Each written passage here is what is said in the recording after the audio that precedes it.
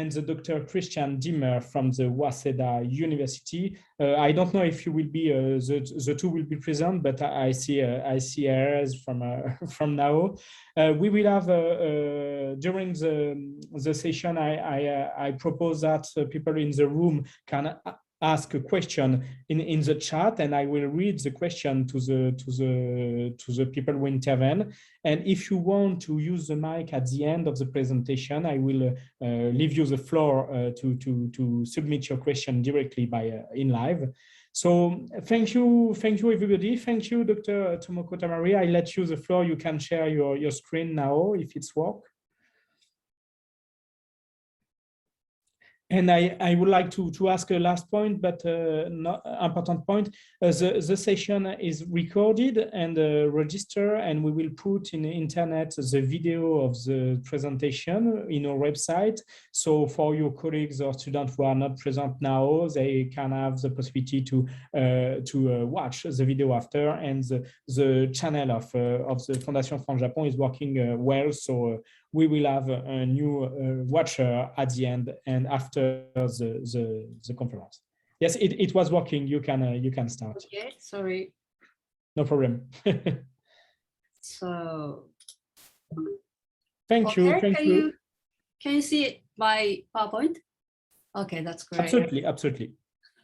Yes, thank you very much. I am Tomoko Tamari. Thank you for inviting such an interesting, exciting, important event.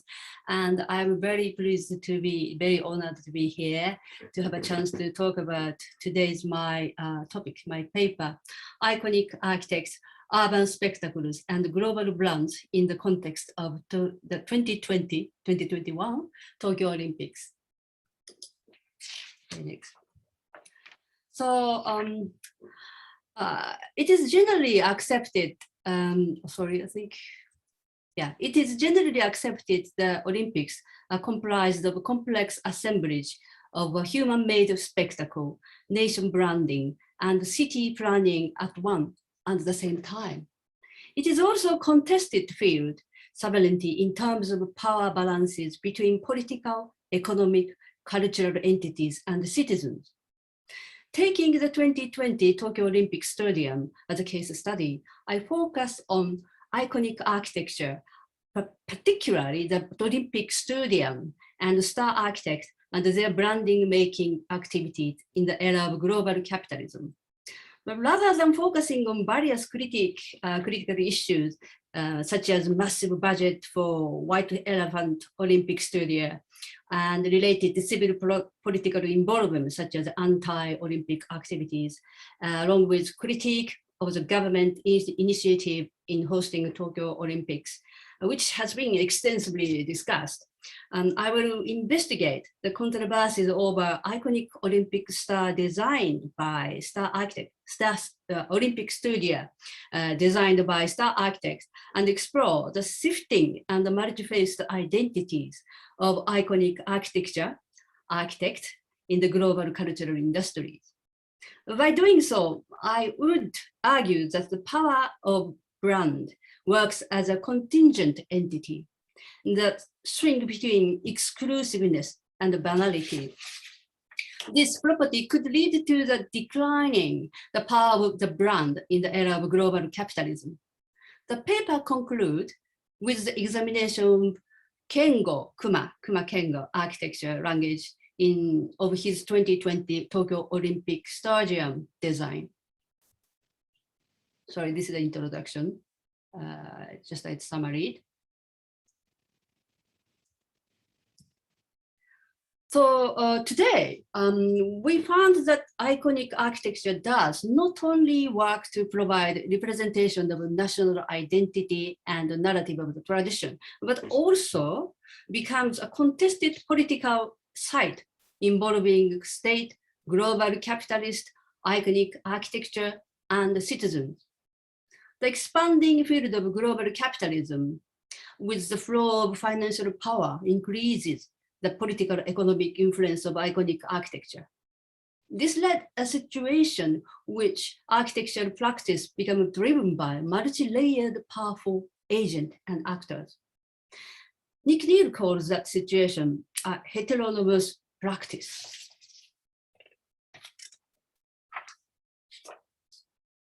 So hence, hence iconic architecture cannot be understood just as nation-led political device or architectural signature, but also as a site for the investment, promotion, and legitimation of the social status of transnational urban elite.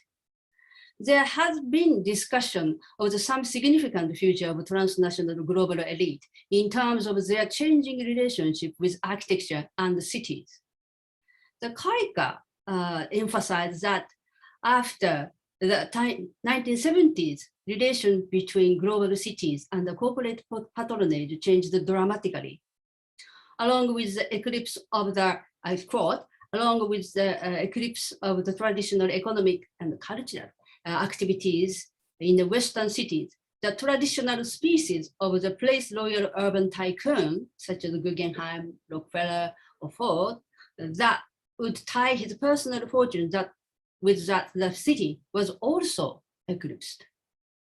So what Karika suggested here is that, such as Guggenheim, Rockefeller, or Ford used to engage with the city economic and cultural activities, they are seen as a place loyal urban tycoon, but now the equivalent activity of this type of tycoon for the city have disappeared.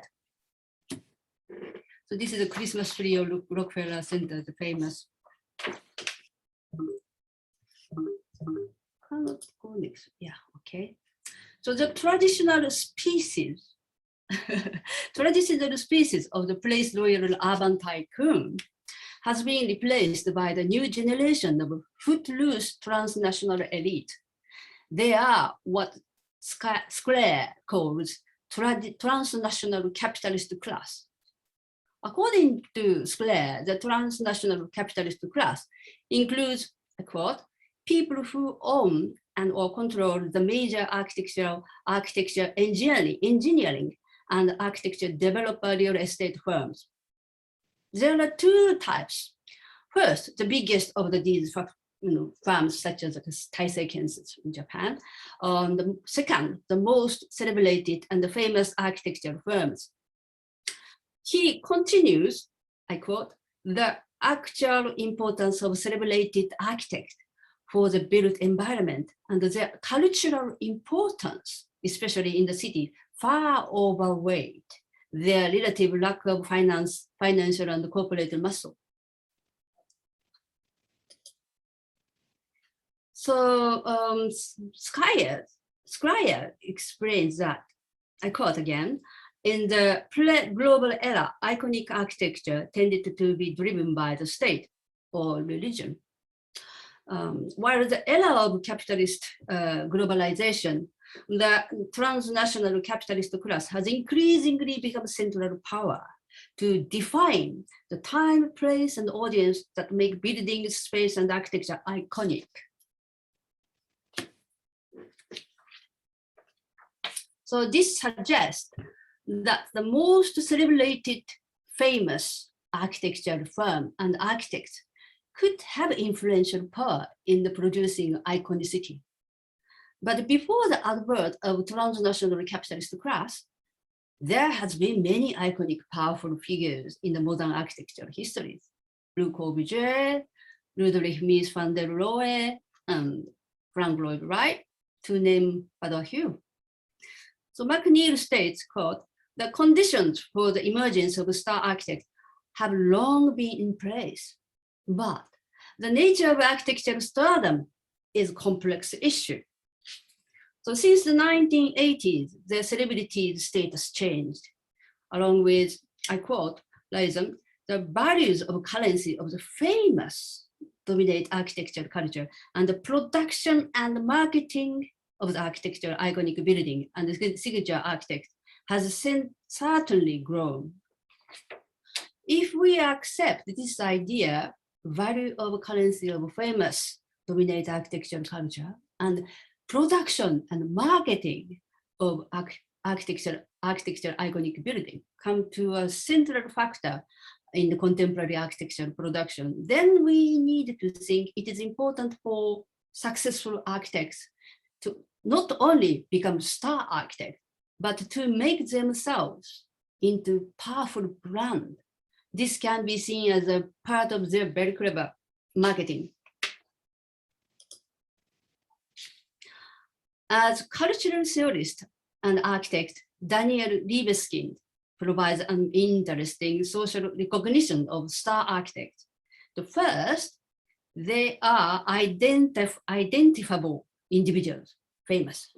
The second, their buildings are often associated with striking shape and concept. And the third, they are strong capacity for self-promotion. They have good capacity to self-promotion. So Libeskind, third aspect is interesting.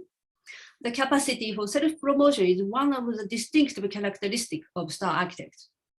To further an analytical understanding of self-promotion, Nick Neal discussed the Hollywood star system, which is a major apparatus to create charismatic star for the screen.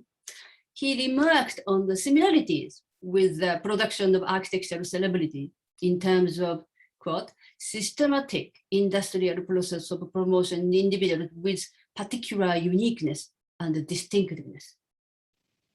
This is to say that iconic architects are socially constructed products. They are strategically commodified themselves to become iconic brands, just like a movie star. In 1990s, Frank Gehry and his masterpiece Guggenheim Museum in Bilbao and its Bilbao effect can be seen as a classic example. A sleeping town in Spain became one of the most popular tourists because of his extraordinary building. Zaha Hadid, she was also categorized as on the A-list of named brand architects. She has the first female winner of the Pritzker Architecture Prize. She was acknowledged as one of the world's most powerful women by Forbes. And the Time magazine also included her in the 100 most influential people in the world. Like Frank Gehry's works, her architecture stands for striking contemporary urban spectacles. As her architectural project caught public imagination across the globe, her own presence became more visible in the public through media. Her visibility was also understood as a result of prominent of art museum exhibit activities. Museums started to become involved in making a connection between arts and architecture. As a part of this trend, like other star architects, Hadid architectural projects has been exhibited by many leading art museums and featured as a contemporary art form. Her company, Zaha Hadid Architects Project, appeared in New York Solomon Guggenheim Museum 2006, London Design Museum 2007, St. Petersburg State Hermitage Museum 2015, and London Serpentine Gallery in 2016, just before she died with heart attack. So hence, her public recognition and identity become multi-faced architect, designer, and artist. So she extended her field to art and design, which are significant parts of cultural production. As her company, Zaha Hadid Architects, stressed, they said, we are in the business of cultural production. So being recognized as avant-garde contemporary artist or architect, she developed her hybrid talent to contribute to collaboration between architecture, art, and commerce in contemporary cultural industry. This is partly because her philosophy was based on mounting a challenge to conventional concept and idea of architecture, and challenge to provide new design at all scales, from city planning, architecture, interior, artwork, even fashion accessory, in order to propose new ways of life. So, but this could also be seen as important marketing strategy of herself, self-promotion, to become a new global brand. The brand that provide not only various type of product and design, more importantly, it creates a set of meanings, new values, and narratives to integrate into image of a product, company, or sometimes a person. Hence, as a manifesto of Zaha Hadid architects, they said, we are in the business of the cultural production. This indicates it is significant for contemporary architects to create not just material, but provide immaterial value, which means Zaha Hadid was dedicated to creating a set of new ideas, meanings, and new aesthetic sensibilities in cultural industries. These material values are integrated into product or company. This process can also be applied to Hadid herself and how she became a successful global brand. Consequently, she had promoted herself as a producer as well as product of her brand.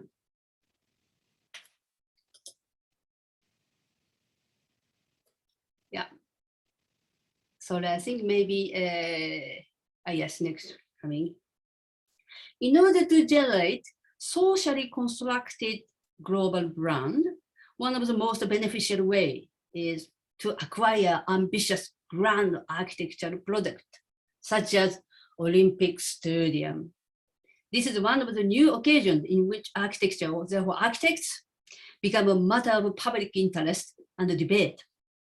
Zaha Hadid won the 2020 Tokyo Olympic Stadium competition. This was because there was a belief that Hadid as a global brand could produce global standard stadium to enhance the image of Japan in global stage. So this can be seen as a part of a strategy of nation branding. But the plan faced widespread criticism and intensive debate. The criticism was often found in not only print media, but also internet dialogues. Such public platform we so-called by blogsphere. So in the blogsphere, this term borrowed from Kant and Tragonon.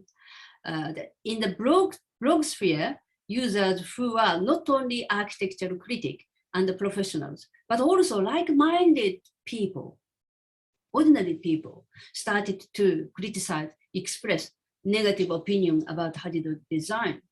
That spread quickly and widely. So criticism were often expressed about the lack of clarity of requirement of process of competition, about her design, sometimes like the over budget or oversized plan, or more importantly, the lack of participation by the local community in the decision-making process.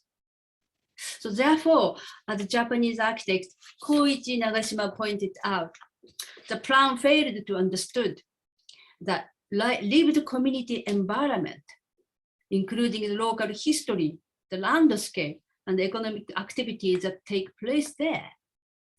He continues, I quote, in the case of the Jingu-Gaien area, where the new national stadium was planned to be built, the land held highly valued cultural and historical significance, along with precious mature natural ecosystem. All these issues are pushed to back the list and excluded from the plan.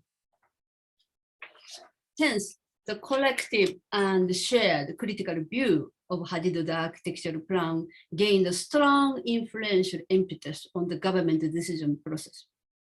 And the plan was cancelled in the end.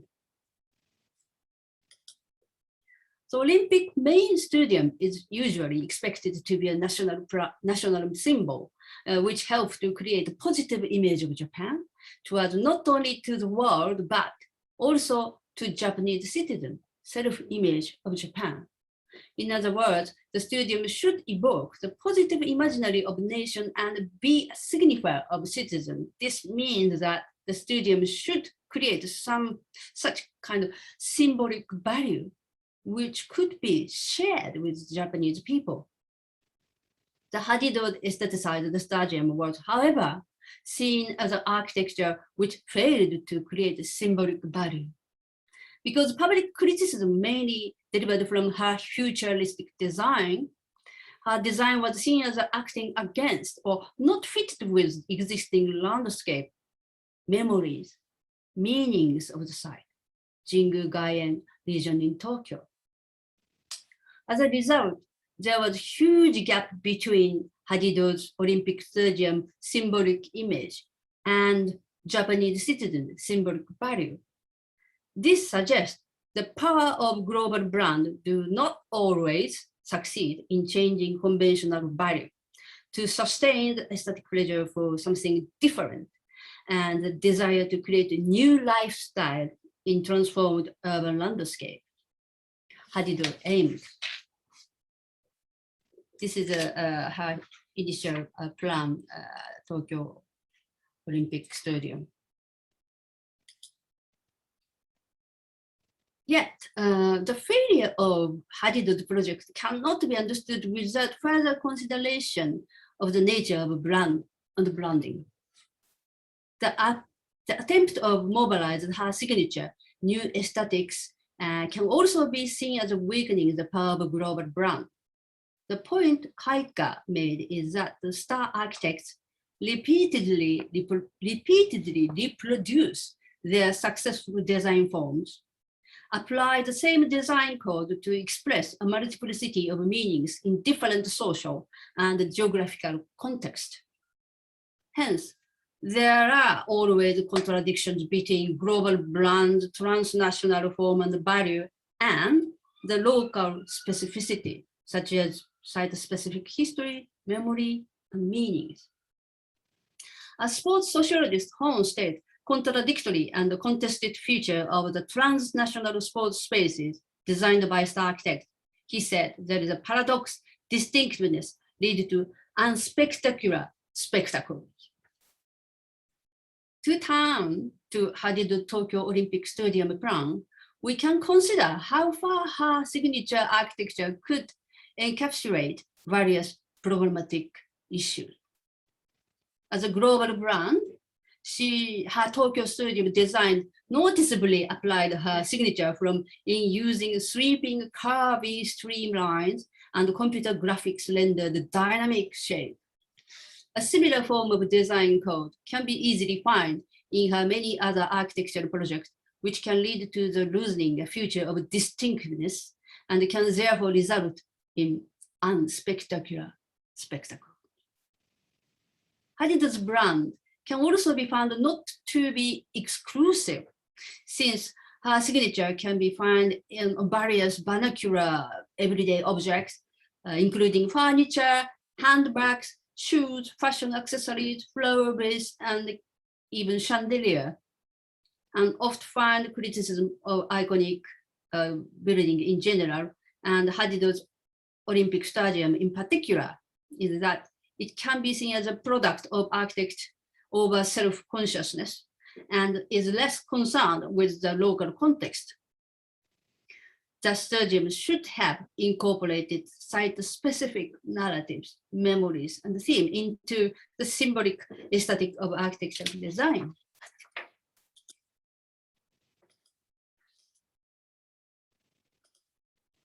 Sorry, I think sometimes jumped slide. This is Hadido's design various vernacular everyday object. Even she designed Louis Vuitton's handbag. You can see that sort of a beautiful streamline, her signature.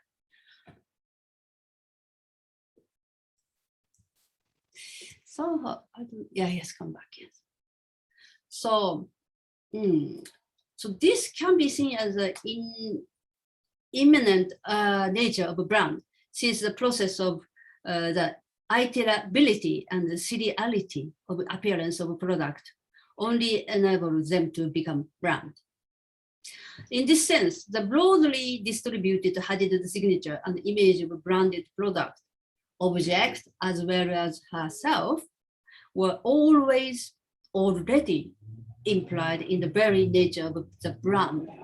It's powerful, but inherited contingency and ephemerality. Hence, the Tokyo Olympic Stadium was as one of the most powerful Hadido signature product can be identified as a very existential archetypal case of iconic architecture.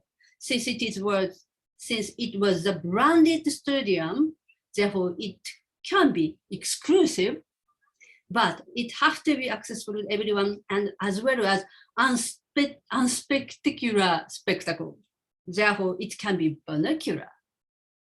Therefore, Hadid's global brand was not able to sustain its symbolic matrix of brand power in the context of construction of 2020 Tokyo Olympic Stadium.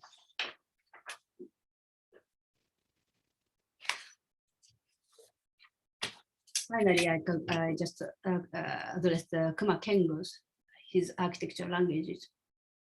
After Hadid's design was cancelled, the Japanese architect Kengo Kuma took over the Tokyo Olympic Stadium project. He was not seeking to create spectacular buildings, but also he advocated naturally merging with the cultural and environmental surroundings, proposing gentle human-scale building, constantly in search for new material to replace concrete and steel, and seek a new approach for architecture in the post-industrial society.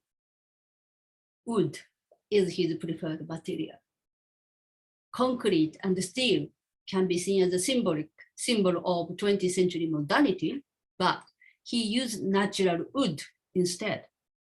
Local wood from all 47 of Japan's prefecture was used. For him, wood could be the best material to reunite people and nature by creating nearly forgotten natural aesthetic sensitivities. As Magoris described very well, he said, although the stadium is gigantic in size, it made as inconspicuous as possible, and many plants have been integrated into facade design in order to fit in with the surrounding greeny environment of Meiji Shrine Art Garden. Jingu-gaien. Dutch architect Martin van der Linden put it, the design is definitely not iconic, but he said, but I personally like it very much, especially once vegetation is blooming and the stadium will look like a larger plant pot. But Eric Maguroris also described, Eric Magoris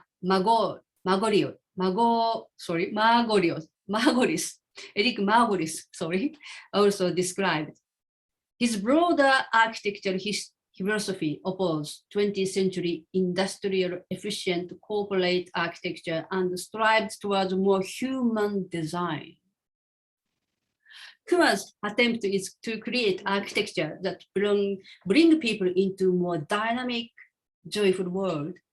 And for Kuma, architecture should aim for intimacy and human experience in everyday life. Kuma's challenge as an architect, 20th century contemporary society seems to subvert the logic of modernity. He's seeking an alternative idea of mass production and banality, which is a current trend driven by the rationality of global capitalism. In the context of the Olympics, his challenge seems to run counter to the idea that construction of stadium should be an opportunity for, I quote, Magoris said, corporate profit grabbing with little benefit to citizens. And this could arguably be a common vision of the modern Olympics. But the reality was more complex and more challenging. The 2021 Tokyo Olympics were held despite a surging infection number of COVID-19 cases and in the dangerously hottest summer. In order to meet demand from the American TV network, we should recall the fact that the Tokyo 1964 Olympics were held in October due to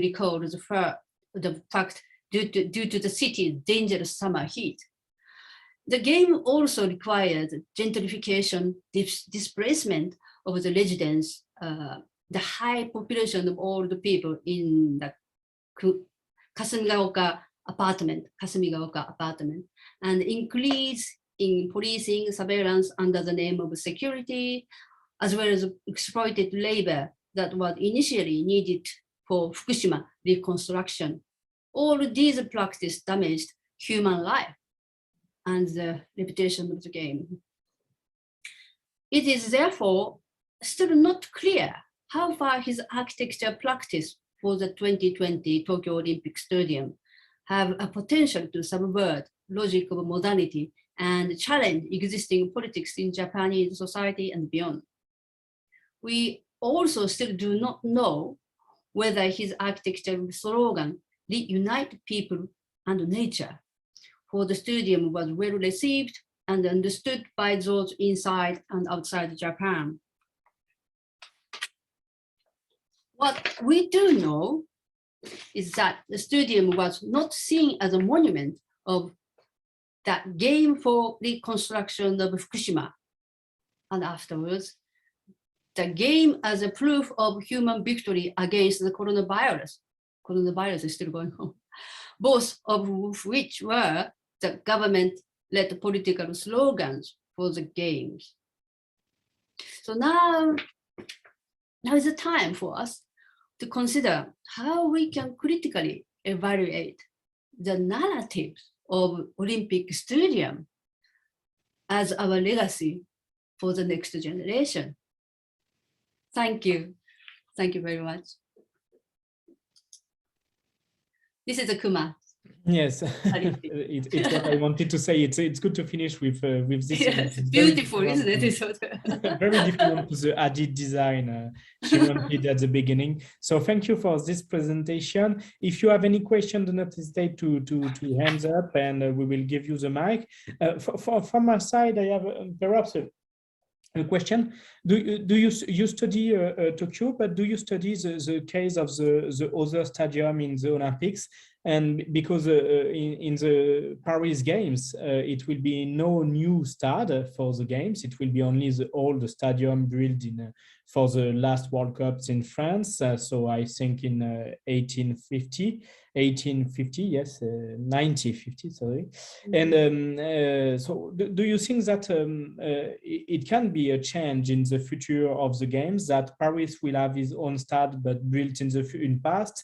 Los Angeles will use the old stadium built for the games I think in Los Angeles it will be the very old stadium of the games of 1932. So perhaps Tokyo has the last big stadium built for the games, because Brisbane will not build a stadium too. So what do you think about the place of the stadium in the modern games? And we see that Beijing, Tokyo, London have a very big and very expensive stadium. Rio have a renovation of the stadium, but it's very expensive too. So perhaps we can say that the years 2000 was a kind of exception in the history of the Olympics, with many stadiums very costly. And now we are in another step of the games with low-cost games and no new stadium. Do you think about that?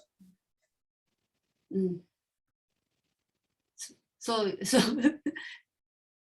this is a comment and a question at the same time. What do you think about this change between Tokyo and Paris and the future? What is now, because Tokyo was really critic about the stadium, it cost a lot.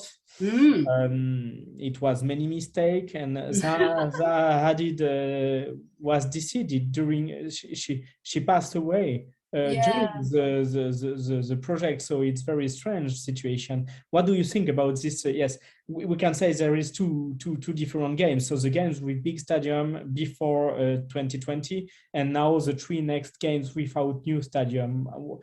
Do you think that it was because Tokyo was a failed about this question, or it's just because we go to a new idea of the Olympic Games more cheaper than in the I see. Well, I think because of Hadid's first plan was almost double size of budget, was suggested from Japanese government.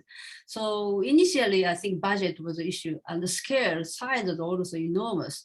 That was a sort of a big issue. Therefore, Kengo Kuma is, I think, maybe he, I think, reduced quite a lot, like 50% budget, and tried to, not exactly 50%, but they tried to reduce quite a lot. And in sort of another issue that he was sort of keen to, sustainability is also a key issue. So therefore, he tried to sort of using wood instead of steel and concrete. But another issue is because we're using a lot of wood, so where comes from this wood? Some critics talk about, this is the sort of related to deforest, the cutting like Malaysia's forest, trees from Malaysia forest and bring to Japan type of, lots of sort of behind the topics, this big project, but I mean, because I think another reason we needed to destroy the 1964 Tokyo Olympic Stadium, which is, I was a university student or in high school. I actually, I was a sort of one of the students using that space for my young, good physical day. So lots of attachment there. And it's really big enough and very well designed, fantastic system, but need to be destroyed because number of seats, we are sort of we needed 80,000 seats required, whereas the small one is just too small for spectator. So that is another reason.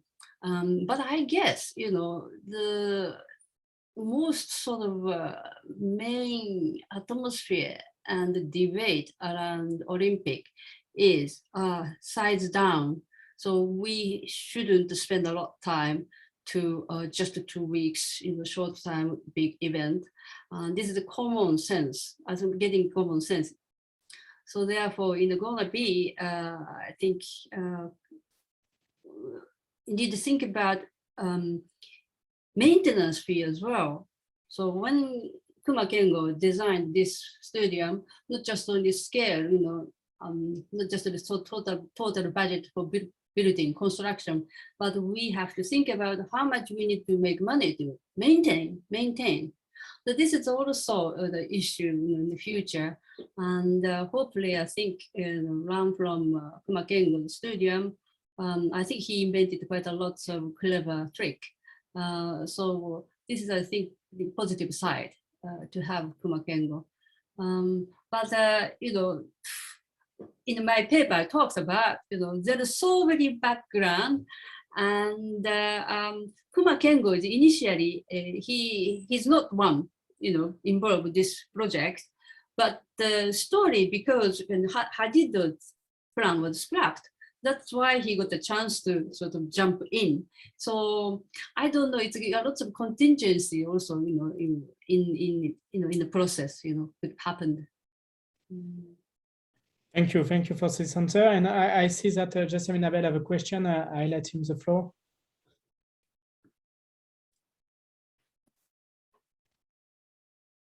Okay. Hi, can you hear me? Yes. Okay. I was thinking as I was preparing my talk about the stadium and the mistakes and disasters or scandals that were happening on the way and changes. And one thing that really struck me at the time when after they announced the selection of Hadid's design, I thought about, of course, my research has been on the 1940 and 1964 Olympics. So I thought about the excitement and sort of national pride and boasting about Tange Kenzo's stadium back in 1964, and the pride with which they said, okay, this is a Japanese architect, this world famous Japanese architect. It was really this very much part of showing off Japan was tied up with saying, look what a great architect we have. And so I was really surprised that they selected a non-Japanese architect. And I was wondering, why, if you know what went into that decision, because I could see at the time I was like, oh, well, they want to show how international they are. Look, we don't have to have a Japanese architect. We're willing to have this foreigner build our national symbol stadium. So I thought, is it supposed to be some kind of symbol of internationalism? But at the same time, I was thinking, in retrospect, watching the Olympics on TV, and I didn't watch a ton of the Olympics in 2021, but I was reminded by contrast of the Beijing 2008 coverage, when we were constantly, the TV cameras were constantly showing us those venues and saying, look at this cool swimming cube, look at this bird's nest, wow. And the spectacle of it really added to that image change that Beijing was trying to achieve. Whereas I felt like the coverage of 2020 didn't dwell on the stadium that much. And maybe I missed it because, like I said, I didn't watch quite as much as I did of 2008. I was in the middle of trying to finish a book. So, yeah, is the spectacle, is the reason to choose a stadium like that tied up with trying to like capture that international excitement? I feel like Kuma's design was so much better and so much more appropriate, and I just love it. Whereas Hadid's, I just wanted to cry. So I'm happy with the result, but is that sort of contrary to sort of the Olympic goals, or some of the goals of the Olympics? Yes, that's really interesting. But initially, do you remember when Zaha Hadid's plan was cancelled? She was sort of quite upset, and she said the Japanese sexist, Japanese doesn't like foreigners. This is sort of discussion also amongst the public. But I think why Zaha Hadid was first place, I think Japan wanted to get Tokyo wanted to get host. So before bid, I think we are global. We are sort of corporate global standard. So as I talked in my paper, Hadid was global architecture, global standard architecture. That's the sort of one of the key issues, I think. And also, it's interesting why after Zaha Hadid back to Japanese guy, even not a woman, Japanese man become sort of, take over her plan. This is another sort of backstory, because Hadid's plans already accepted, right? So therefore, he already working in Taisei Kensetsu, which is the biggest, one of the biggest Japanese developer. And then, so therefore, Taisei Kensetsu take over Kuma Kengo's plan. So Kuma Kengo Taisei Kensetsu has already connection. So this is another reason Kuma Kengo, were more sort of privileged, to take over Zaha Hadid's plan, because they already, resources already there, lots of logistics already planned. So that's another reason. But I think, yeah, as I said, then I think the Kuma Kengo is not the global standard, global architects, I think he's getting global actually. He's now, I think, he built a lots of his signature buildings, including like A&B, Dumbi, or, Rolex, headquarter buildings. You can see clearly this is his buildings. So therefore, that's why I'm saying, become global means always contradiction, sort of banality and exclusiveness. Can I add a word, please? Yeah. Hi. Yes, please. I'm Erez. I will present with Christian soon. So I just wanted to have to reply to your question in a very, I would say, basic way, and to say that I think that Zaha Hadid won the competition because the judges, the selection committee, thought that it's a much better stadium than all the others. That's it. It's as simple as that. And I think they were right, by the way. I think they were very right in their decision. Then why do you think her plan didn't go? Why? Well, that's as you said very right. It's there's a large number of back issues that occurred. I think there was slowly building up mountain of issues and critiques and conflicting opinions to a point where the whole structure collapsed. And I don't think we can point at a certain single reason of price or of whatever, of wood. It's absolutely, anyway, it's not a wood stadium.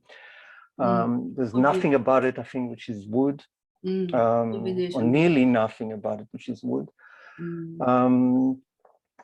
But when people here in Japan started saying things, when they started to compare Zaha Hadid Stadium with the stadium of August, no, what's his name? March, the architect that had designed the stadium for the 1936 Berlin Olympic, when such critiques suddenly came, when her design was associated when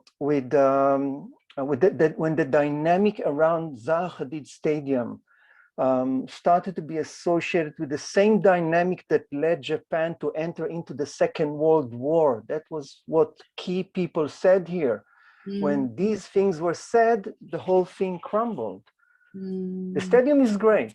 And I am personally, and the more I hear people, the more I hear, and I must say it, and I kind of, in a way, I didn't say it in any public such kind of a gathering, and as well Christian with me, we never said it, but at least for myself, the more people talk about it and the more I hear the argumentation around Kuma's stadium, I think it was a grave mistake.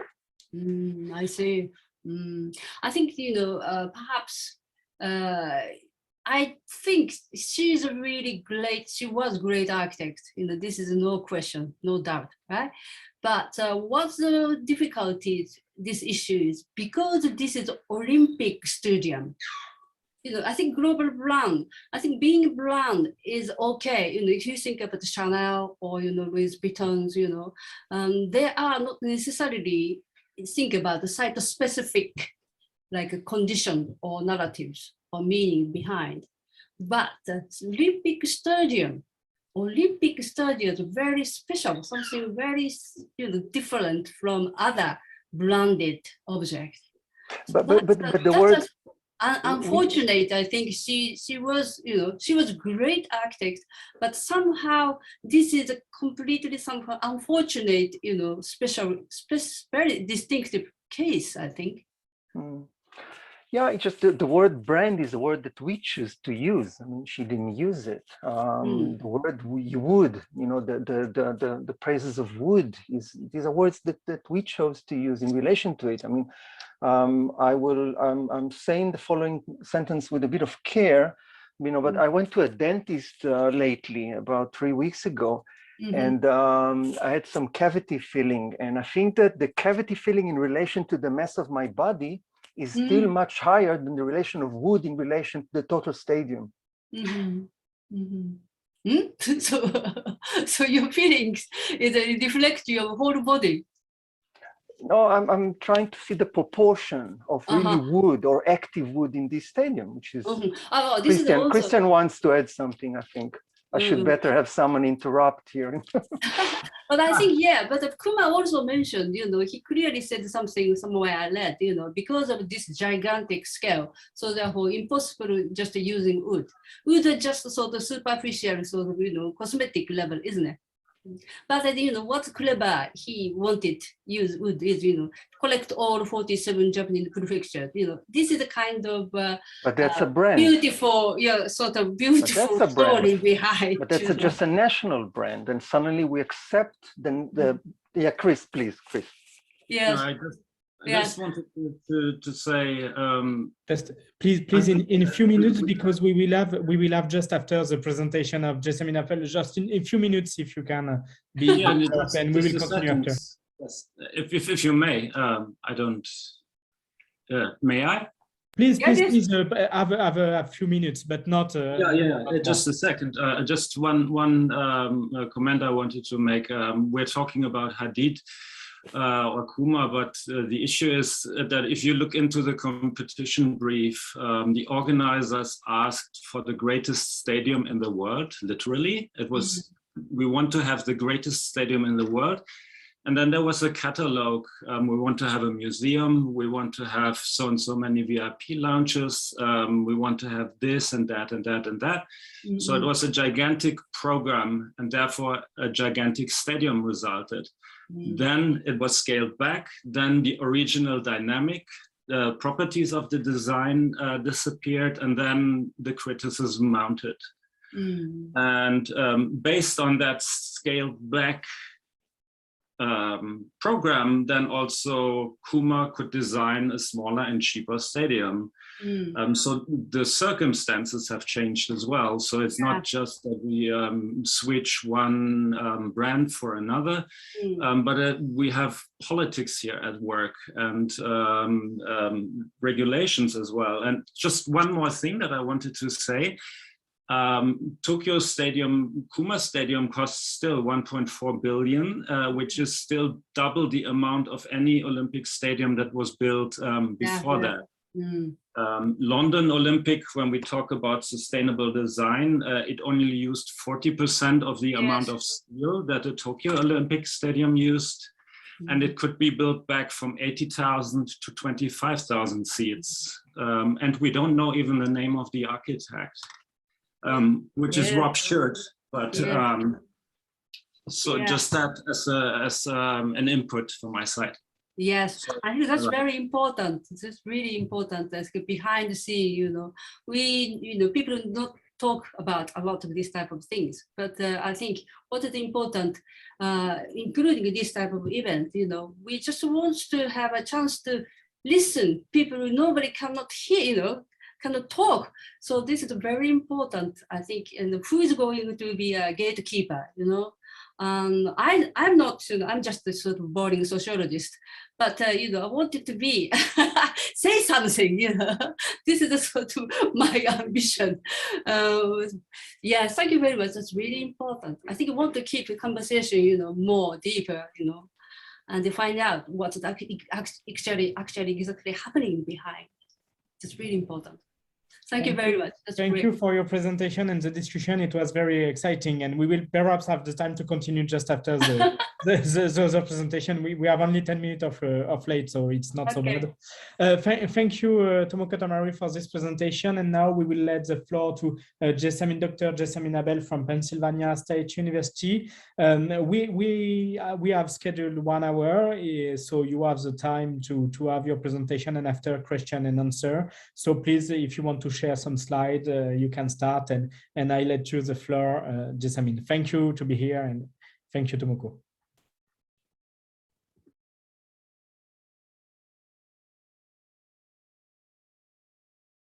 Okay, you have my slides, right? Okay. Let me just rearrange my screen for a second. There's always this moment after you share your slides that everything gets kind of funny on your screen. Okay, so it was excellent to have that discussion of the stadiums. I was actually going to end my talk with a little discussion of the stadium, so that saves some of my talk. But we'll be coming. I'm a little scared to come back to that topic, but we'll be coming back to that topic in just a smidge. So my idea is to bring a little bit of a historical perspective on these contemporary issues that we're talking about, and that's the again of my title, a reminder that a lot of the things that we've seen happening in the run-up to 2020 were not new. that we have seen these happen now. That this is now the third time, right? The same things happened in the run up to 1940 and in the run up to 1964. And so my research on the Olympics has focused on public diplomacy and the ways that the Olympics were brought into and connected to larger diplomatic goals and efforts. But what I noticed in doing this research is that those international level aims were brought right down to the most local decision making in Tokyo. And so I will start with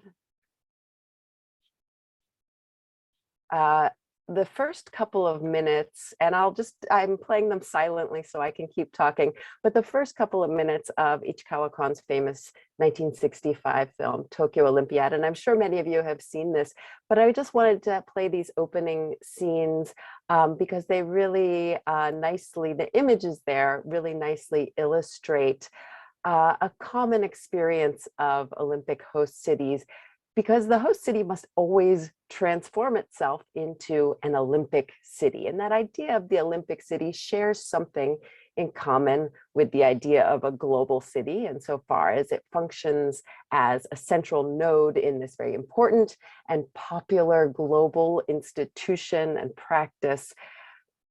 But the role and the title, of course, of Olympic City is temporary. It's short term. The crowd arrives, they enjoy their extended celebration, and then they leave. So the role of Olympic City is temporary, but planners usually, of course, aim to use the event to implement long-term improvements to their local and regional infrastructures. But the development of an Olympic City is different from standard regular urban planning for a few reasons. Of course, there are the specific needs of the Olympics that are not necessarily what the city would prioritize, things like stadiums. Two, there's a time pressure to get everything ready in time for the crowds to arrive, which has an effect on how things develop. And third, of course, with the Olympics, you get an incredible, an overemphasis on the international gaze, and that has a tremendous impact on setting priorities and on shaping decisions about urban improvements. So there's this constant tension between putting on a good face for the world, the diplomatic function of the Olympics, versus ensuring that it's not just a Potemkin village, or as many Japanese commentators in the run up to the Olympics say, not just an omatsuri sawagi, right? Not just a festival bash, but really long-term change. So these images that we're seeing here at the start of Ichikawa's film capture a significant part of what hosting the Olympics meant for Tokyo in 1964, which is that it was part of a thoroughgoing overhaul of the urban infrastructure. The city did not change as dramatically for 1940 or for 2020 as it did for 1964. For kind of opposite reasons, right? It didn't change as dramatically in the 1930s because the preparation for the 1940 Olympics was never completed. And it didn't change as dramatically for the 2020 Olympics because there was just not as much to do for the city.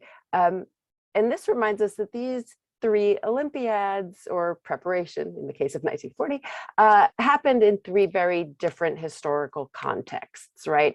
The 1940 games were one under a militarist government engaged in imperialist aggression. Of course, they were then canceled in 1938 due to the war.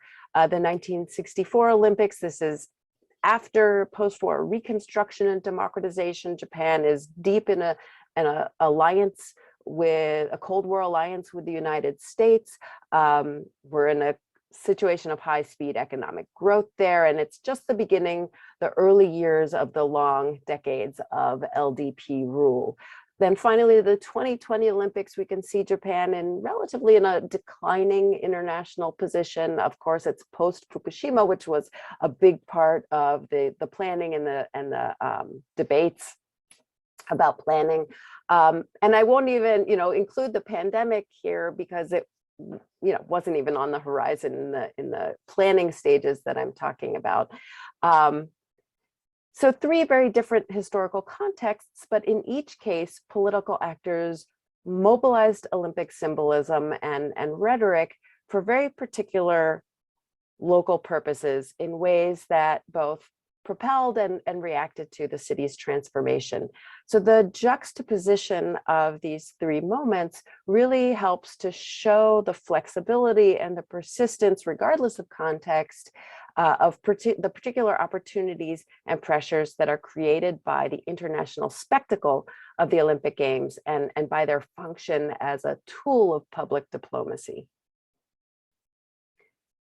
Part of the reason for the transformation of Olympic cities is, of course, practical, right? They need arenas for the competition, they need housing for the athletes, they need everyone to be able to get in and out of the city and around the city, so transportation. But a lot of it has to do with the diplomatic function in general of sports mega events, not just the Olympics, but also the FIFA World Cup and other things like that. And that dynamic is shaped by three major factors. One is this idea that sports are completely separate from politics. And that's an important myth of the Olympic Games and the Olympic movement, that sports are apolitical, that they transcend politics. And that myth itself contributes to the political appropriation of the Olympics because it creates kind of an ambiguous politics for the Olympic movement, the movement that claims to be apolitical, but at the same time promotes this very vague, amorphous political ideal of internationalism.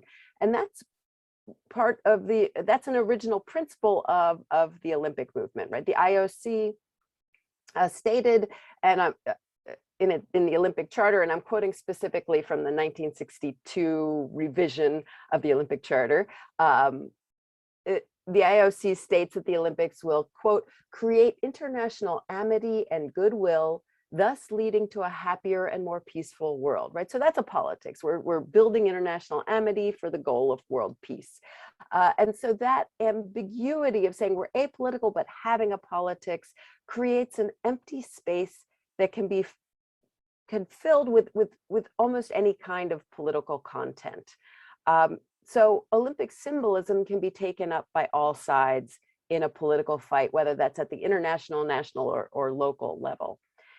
Each side kind of making its own claims about what actions truly reflect or concretize that rhetoric of international amity and peace. A second aspect, a second factor that connects public diplomacy and the Olympic city is the nested structure of the Olympics that are overseen by this international organization of the IOC for a global audience. Everybody is watching, but of course it's organized along national lines, right? It's very rare that athletes compete in anything but a national team, although becoming more frequent in recent years. And of course, at the smallest level of the nest, it's overseen, it's hosted rather by a single city. So it's international level, national, and local.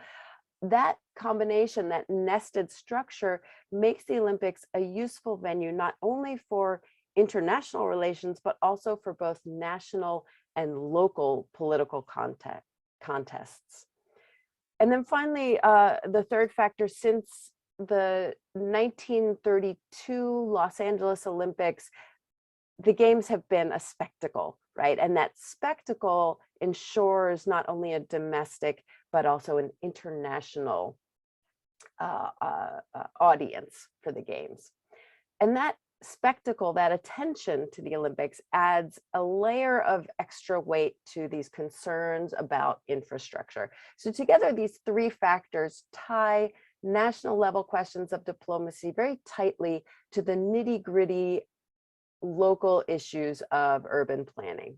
So what were the promoters of Olympic diplomacy trying to achieve through changes to the city in these 3 Tokyo Games?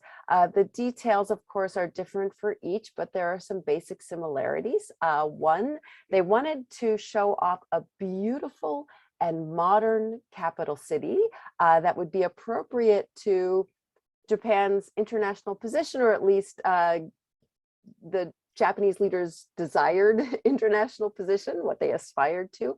And second, they wanted to display an internationalist Japan that, as the host nation, appropriately embodied that key Olympic principle of internationalism for world peace, while maintaining and sharing a distinctive culture. So let's look at the details, or some details, of each one of these, beginning chronologically with 1940. As I said, these Olympics were canceled before they happened, and so in Japanese they're often referred to as the Phantom Olympics. But there were 2 years of planning and preparations for the games, and in that planning we can see the goals of Japanese leaders, what they wanted to use the Olympics for, and the means by which they tried to achieve those goals. And the context of these preparations, the bid for hosting the Olympics in Tokyo was in 1932, so it was after Japan's invasion, 1931 invasion of Manchuria. The selection of Tokyo to host was in 1936, so it was after the establishment of the puppet state of Manchukuo and Japan's subsequent withdrawal from the League of Nations in response to criticism of that policy and the establishment of the puppet state. So it's a period of tremendous international tension for Japan. And in that context, Japanese leaders saw this as an opportunity for what they called people's diplomacy, kokumin gaiko, I guess, somewhat what we might call it today, public diplomacy. And they said, the Olympics are perfect for this because they're an opportunity, they're a time when people set aside politics, because right, taking that Olympic idea that sports are separate from politics, they said, this is a festival of peace. Let's not think about what's happening in Northeast China right now, and instead just have some sports. And you can see that ideal of the separation of politics and sports being mobilized for a political purpose in the writings of Nagai Matsuzo, who was at the time the director of the Japanese Olympic Organizing Committee. And he was writing 6 months after the Marco Polo Bridge incident and the escalation of war with China. And there were a lot of calls for boycotting the Olympics. And he writes, and also calls within Japan to cancel the Olympics. And he writes, once every 4 years, we mutually set aside hostility and suspend political affairs, and all of humanity cooperates in gathering for celebration. And we enrich cooperative society by focusing on the heroic champions who transmit the Olympic spirit. Right, so you can see him saying, we'll set aside hostility, right, because everybody's pretty hostile towards us right now, and we are in the midst of hostility. And focus instead on these Olympic champions, and that'll allow us to be more cooperative. And the idea was, if people really did set aside hostility and come to Japan with an open mind, that Japanese leaders thought they could introduce Japan as they saw it, right, as the leader of Asia, and that they would gain foreign leaders' understanding and therefore acceptance of their regional policies. So it was very much an idea that we can set aside hostility in order to gain our political goals on the international level. So that's the international level, but that achieving those goals involved making a good impression, which would require cleaning up the city, not only in terms of infrastructure, but also in terms of the behavior of Tokyo residents. And commentators were very worried about the people of Japan, the impression that we made by the people of Japan. They worried about the embarrassment that would result from a poor performance by the athletes of the host nation. And they worried about the behavior of just the local people in Tokyo. Would shopkeepers try to fob off poorly made goods on visiting foreigners? Would people on the street be polite to foreigners, or would they be rude? Would fans in arenas boo instead of just cheering for their own team? Would they throw things? So would they be embarrassing Japan?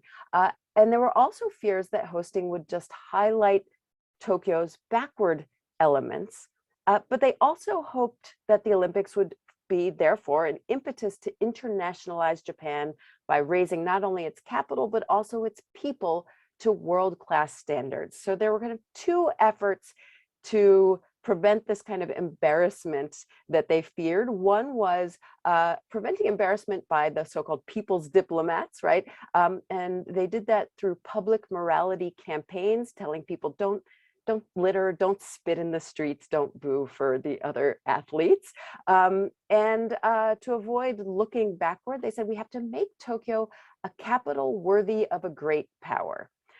So over the 2 years between winning the bid, Tokyo winning the bid and relinquishing it in 1938, there was a lot of public discussion of the sorry state of the city.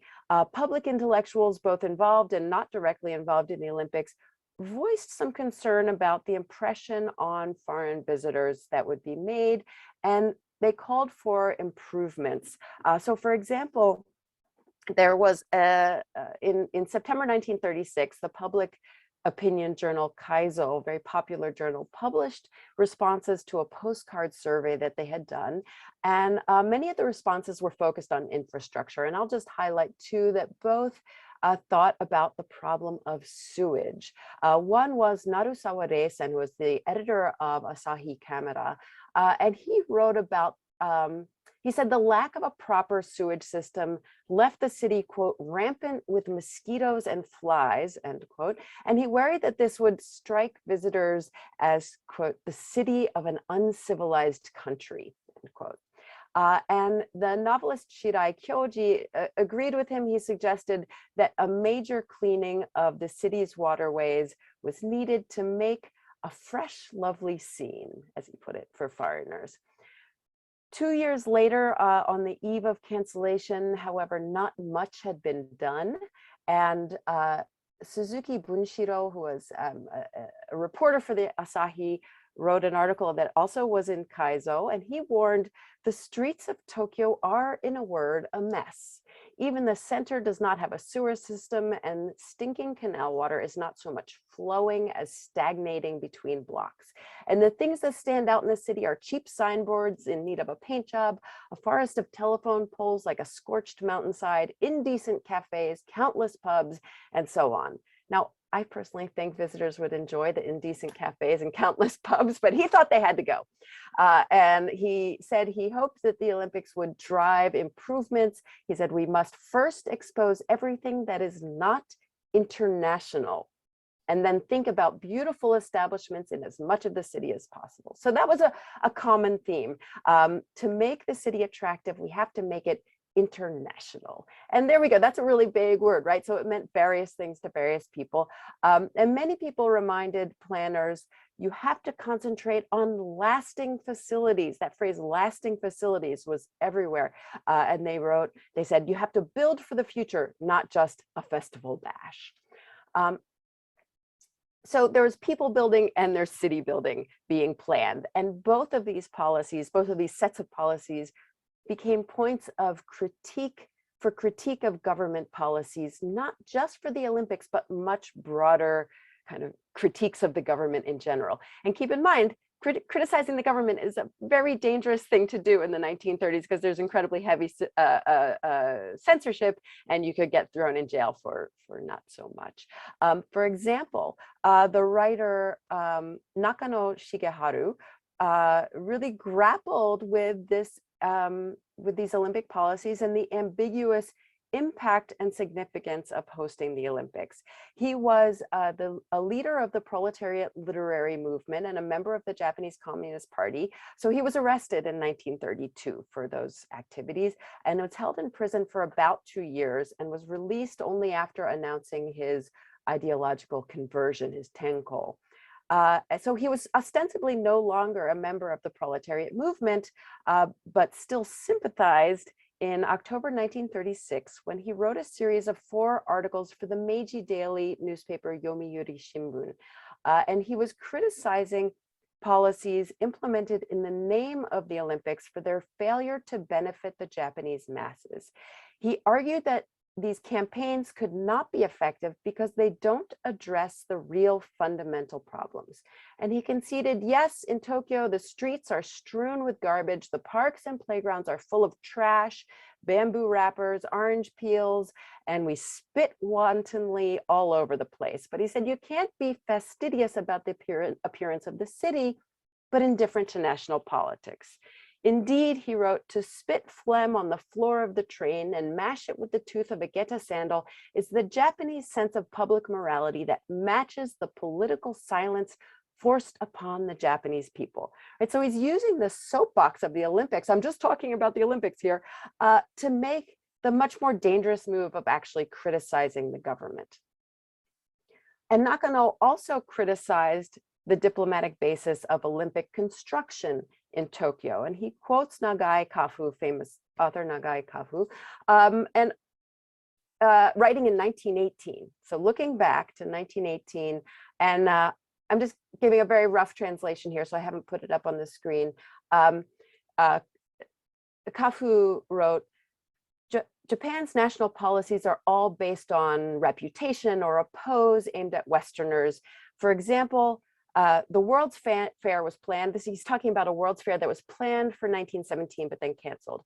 The World's Fair was planned and there was a call to get rid of nearby slums so that visiting Westerners wouldn't see them. But plans for the fair fell by the wayside and the slums stayed as they were. This is just one example, but in our society, improvements and advances are not made for the benefit of our countrymen, but rather are all just vanity directed at the West. In the end, is this real advancement? Is it real improvement? So Nakano quotes Nagai here and then says, these are Nagai Kafu's words from 1918, but they are very meaningful if you think about them in terms of the hubbub over the coming Tokyo Olympics. So this is one of many calls to use the Olympics to make real improvements for the residents of Tokyo and for Japan, and a criticism of the Olympics planning that as being shaped by diplomacy instead of really being for the needs and interests of the people of the city. And actually the need to turn Tokyo into an Olympic city was a major factor in its cancellation, insofar as the cabinet decided in 1938 that all resources should be devoted to the war in China, and therefore they couldn't use them for building things like stadiums. But of course, the goal of hosting was realized nearly 3 decades later, as we all know. The post-war bid for a Tokyo Games began in 1952, the year the occupation ended, and finally culminated in this successful hosting of the 18th Olympiad. And that was, as I said, a very different time in Japanese history than the 1930s, but the goals and uses of the post-war games were really quite similar in many ways.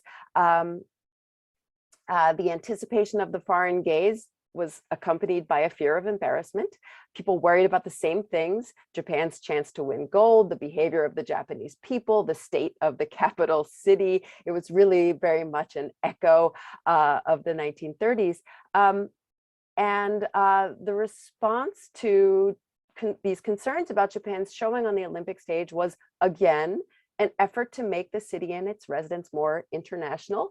And that, again, meant instilling a spirit of cosmopolitanism among the public and bringing infrastructure up to what were considered international standards.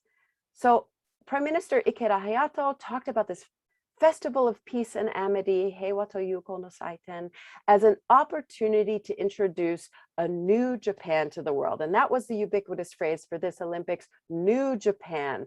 And what was that New Japan? Well, they wanted to show that Japan had recovered from wartime destruction, and the torchbearer Sakai Yoshinori was the big symbol of that, having been born on the outskirts of Hiroshima on the day that the atomic bomb was dropped.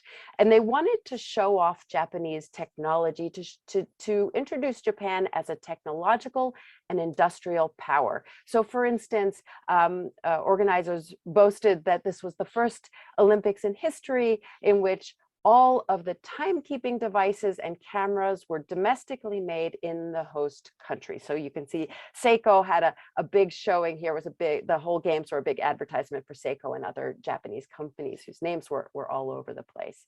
And as in the 1930s, organizers understood that a diplomatically successful Olympics was going to require presentation of an impressive capital city. So soon after winning the bid, Tokyo governor and IOC member Azuma Ryotaro called it an opportunity to build a new Tokyo and a new Japan, because in order to be hosts, they would have to improve the physical condition of the city by building and expanding facilities directly connected to the games, by improving transportation and other municipal infrastructure, by increasing accommodations for foreign visitors, and generally beautifying the city.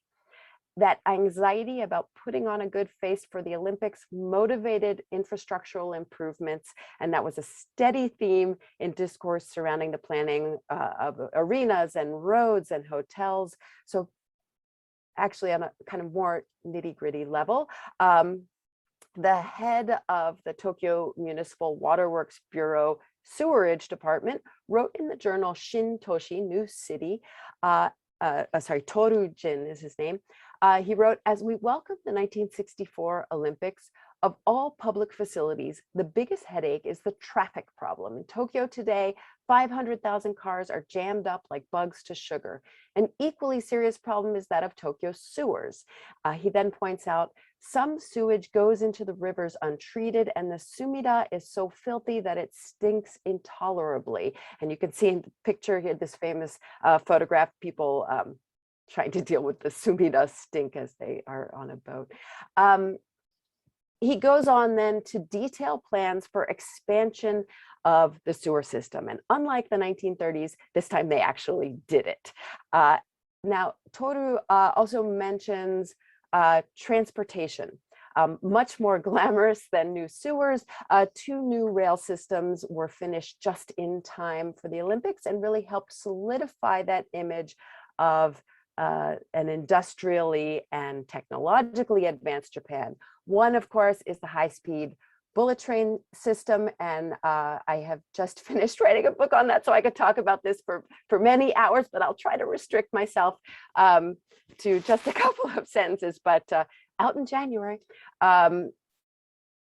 the bullet train had its inaugural run just 9 days before the opening ceremony, and it was obviously not built for the Olympics, but the games did have the effect of a deadline, and even people in JNR, you can hear them saying, okay, the Olympics are coming, and it was really part of the planning of the line, the location of the line, and definitely the timing of the line, as railway planners rushed to finish in time for the Olympics, so that the visiting tourists could ride it.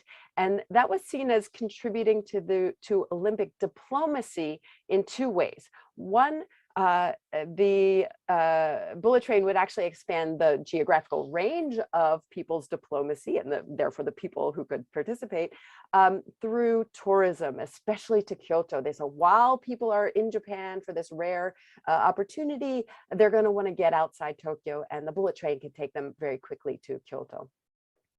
They were focusing on Kyoto, also obviously Osaka and Nagoya, who's they were thinking about their historic capital. And 2, the bullet train itself was a display of Japanese technological prowess as the world's fastest train at the time. So it was both a means to expand and something to see in and of itself. The other important train was the monorail connecting Haneda Airport to the city center, and that also opened just before the Olympics. It's less exciting than the sleek, speedy bullet train, but in some ways it was more important because it would be one of foreign visitors' first impressions. They get off their flight and they get whisked very quickly to the city center, passing right over all that horrible traffic that Toru was complaining about. More directly related to the Olympics, though, of course, are the facilities. The designers had the dual goal that reflected their diplomatic aims: international standard and Japanese style. And there was copious literature produced for foreign consumption that described the facilities in those terms, bringing traditional Japanese aesthetics into modern architecture. The Olympic Stadium, here you can see it serving as a symbol of international standards in this Toyota Corona ad on the back cover of the popular journal Chuo Koron, immediately after the Olympics. This is the November 1964 issue. And this new model, Corona, is described as having an international sensibility in this ad copy here.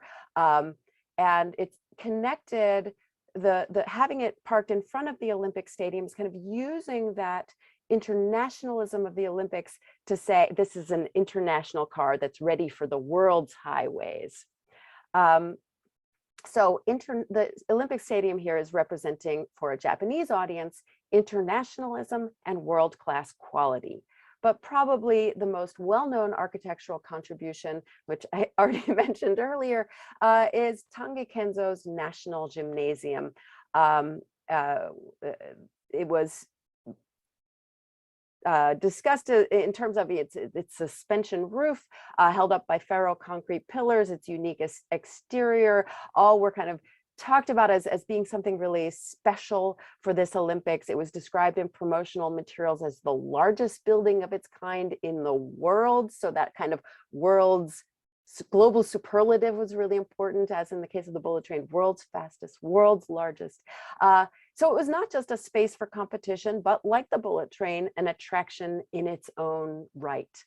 But the building that probably best captured that two-pronged aim of displaying international standards and Japanese characteristics is the Nippon Budokan, built especially for the Olympic debut of judo, the first traditional Japanese sport to be included as an Olympic event. And the sport of judo was itself an important element of that effort to host a Japanese style Olympics and introduce Japanese culture to the world.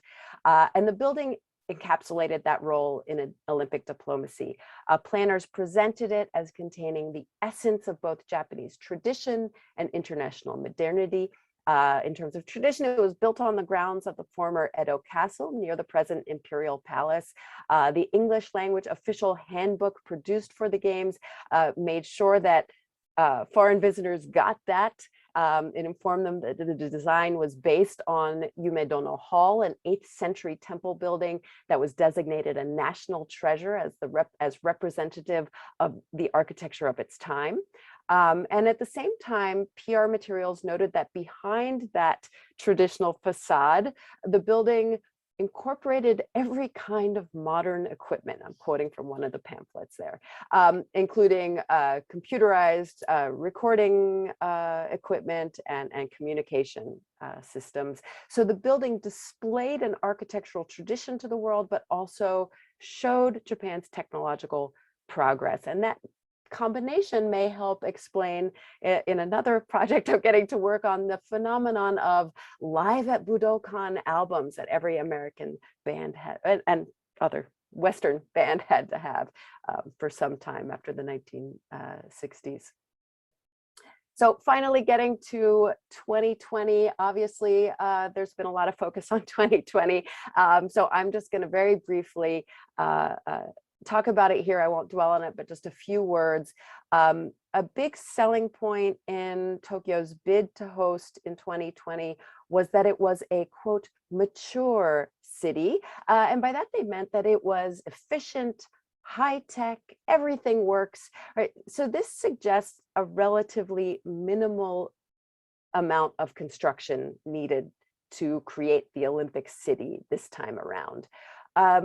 nevertheless, an echo of the past is very audible in the anxiety about what foreigners would see when they looked closely at Tokyo. So there were calls for improvements in time for the Olympics. And that's the ubiquitous phrase that I kept seeing as I read about in the lead up to the games, everything in time for the Olympics, including things completely unrelated to the Olympics, like constitutional revision, everything by 2020 in time for the Olympics. So get things done in time for the Olympics before the flaws are exposed to a global audience. Of course, sewers are a topic again. Always we talk about sewers when there are Olympics. They were built for the 1964 Olympics, so they were half a century old, and planners recognized the need for renovation. In particular, you guys probably remember that there was concern about overflow into the bay, which was the venue for the triathlon, and there were complaints that the bay smelled like a toilet, and of course they identified, I think, double level of the allowed amount of E. coli bacteria in there after a big storm. So the fear was, if there's a big storm and we have a big toilet, then we're asking the triathletes to dive into that. That's not going to make Tokyo look like a world-class city, right? So what do we do about the sewers?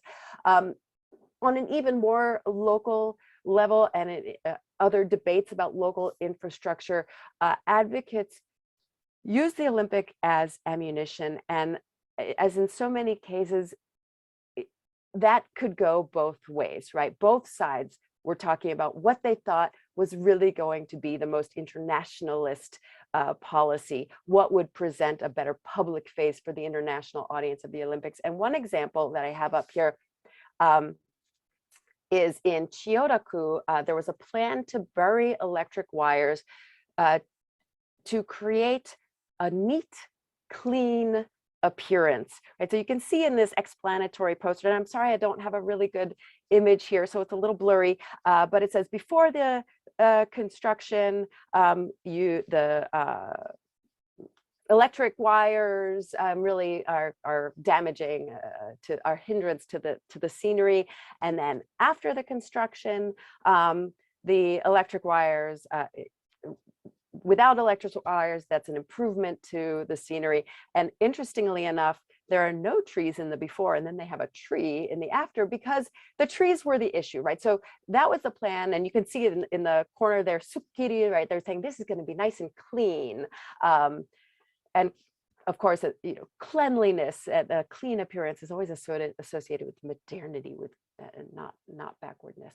But the residents resisted this plan because it would require the destruction of hundreds of mature ginkgo and other large trees. And they said, it's the trees that make it beautiful. If you want to present a nice face of Tokyo to foreigners, show them all our beautiful trees, not our horrible treeless, if electric wireless streets. So in so many cases, that international gaze is being used at least as an argument for policy, regardless of whether that's the actual reason. That's the ammunition that its argument is being used for argument. So was the public diplomacy of Tokyo 2020 Olympic City successful? Obviously, the pandemic changed everything, right? And completely deflated that effort because the people didn't come. And as I said, the television cameras didn't really show that much of the city. But even before the pandemic was in the horizon, as we discussed, there were scandals about the stadium that made planners seem, at the very least, careless. And the media coverage ultimately lacked that kind of breathless excitement about stadiums. So ultimately, more than fueling Japanese soft power, did this experience of the Olympic City perhaps just provide more support for the movement to reform the Olympic system, or change or eliminate the dynamic of creating an Olympic city? And I will stop there. Thank you very much for this presentation. If there is any question, please, you can have the mic or hands up. Yes, I know there is someone who applauds, but Yes. So thank you for this presentation. It was very interesting. I have some question about the difference between Tokyo 9040 and Tokyo 9064. Do you see a continuity between the two urban projects, between Tokyo 1940 and Tokyo 1964? There is a strong link, or do we have restarted with two very different visions of the games in Tokyo? I'm sorry, I didn't catch the last part. There's a link, but what? The link between the two urban projects of 1940 and 1964. It is very different, or it is very new in 1964, or do we use the same idea of the candidature of 1940? So what is the connection between the two candidatures? Well, there was a very strong connection, but it was in the realm of ideas, not physical structures. For the, well, I guess it's obvious because Tokyo got bombed to smithereens and was completely rebuilt, right? And so, sorry, I shouldn't laugh when I say bombed to smithereens, but I was laughing at the obviousness of what I was saying. So there was a strong continuity of ideas, and the ideas, the plans for 1940 were not implemented. There was a lot of discussion and planning, but nothing concrete, so to speak. And so it's not that there was a stadium that they could rebuild or build on. And so the material change was all new, but the ideas underlying it were completely the same. It was crazy. Actually, I was doing research on this, and initially my original research on the 1940 Olympics, I happened to be doing in 2002 during the Japan-Korea FIFA World Cup. And I would go to the archive and read about, oh, we have to present a beautiful city to the world, and we're going to introduce Japan to the world. And then I would come home and turn on the news, and they were like, oh, we have to introduce, present a beautiful city to the world. And, it's just like 1940, 1964, 2002, 2020, like they're always saying kind of the same sorts of things every time there's one of these mega events. So there's that basic continuity, but 1940 and 1964, they, in both instances, wanted to have this fabulous stadium that would somehow be Japanese style. Speaking of the wood from 47 prefectures, I remember I don't remember who it was now, but one commentator said, we need to use native Japanese stones in the stadium. And I don't know if they envisioned a stone stadium. I think this is someone who didn't know anything about architecture, is my guess, or maybe just stones as decorative elements on the stadium. But he wanted it to have Japanese materials that would sort of show some essence of Japan. Obviously, we can't tell that the wood is from all 47 prefectures by looking at it. So that involves those promotional materials that are telling everybody this is Japanese stone in this stadium, right? But at any rate, there was that same idea of we need to take physical pieces of Japan and make the stadium out of it to have it be Japanese. But then in the Budokan, obviously really kind of trying to take Japanese, traditional Japanese architectural styles. You're not going to do that for the stadium, I guess. So that idea was there, that sort of both international and traditional, local was there. And the ideas of cleanliness and making it neat and clean for the international view. There was also an idea, and I didn't mention this one, of making sure the foreigners are comfortable. So there was one, I kept a foreign commentator on talking about the Olympic housing for 1964, saying, it was perfectly comfortable, but it had some Japanese je ne sais quoi, like, you know, some essence of, he didn't specify what made it some essence of Japanese, but I think he was just kind of imagining it was there because he was in Japan. So make the foreigners comfortable, make them happy, but show them Japan was a continuity. And people at the time were aware of it. For the 1964 Olympics, actually, Yoshikuni Igarashi, right? Sorry, I'm looking over my bookshelf. What book is it? Yoshikuni Igarashi writes about this in his Bodies of Memory, that people were talking about, oh, finally, we're having the 1940 Olympics here in 1964, kind of drawing that 32-year fruition of a 32-year effort to host the Olympics. So the continuities were both conscious and just I think almost inherent element of hosting the Olympics. And have Sapporo have the same place in this Phantom Olympic imaginary, you say? So because we always talk about Tokyo Olympic abandoned in 1940, but Sapporo was abandoned too. So Sapporo for the Winter Games. So what is the place of Sapporo in this imaginary of the Phantom Games, or non-imaginary? Because if it's Phantom, we have not a lot of idea. But in Japan, it is a question to speak about what happened in Sapporo, or only about Tokyo?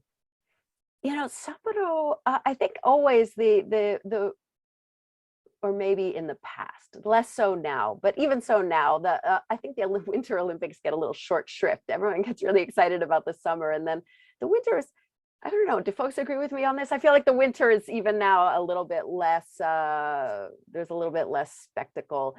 And there was some Sapporo in the materials I looked at, but it didn't come up that often. People did not, it's just not as big in the consciousness. I think at the time, obviously the Summer Olympics were going to be in the capital. So that's more important in terms of showing off Japan, displaying Japan. And I suppose also,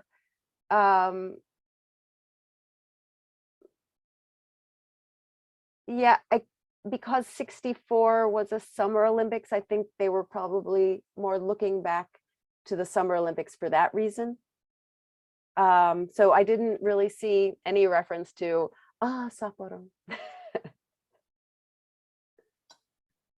If I may, last question, but some do not hesitate to have a question for the others. Yes, Tomoko, Tamari, please.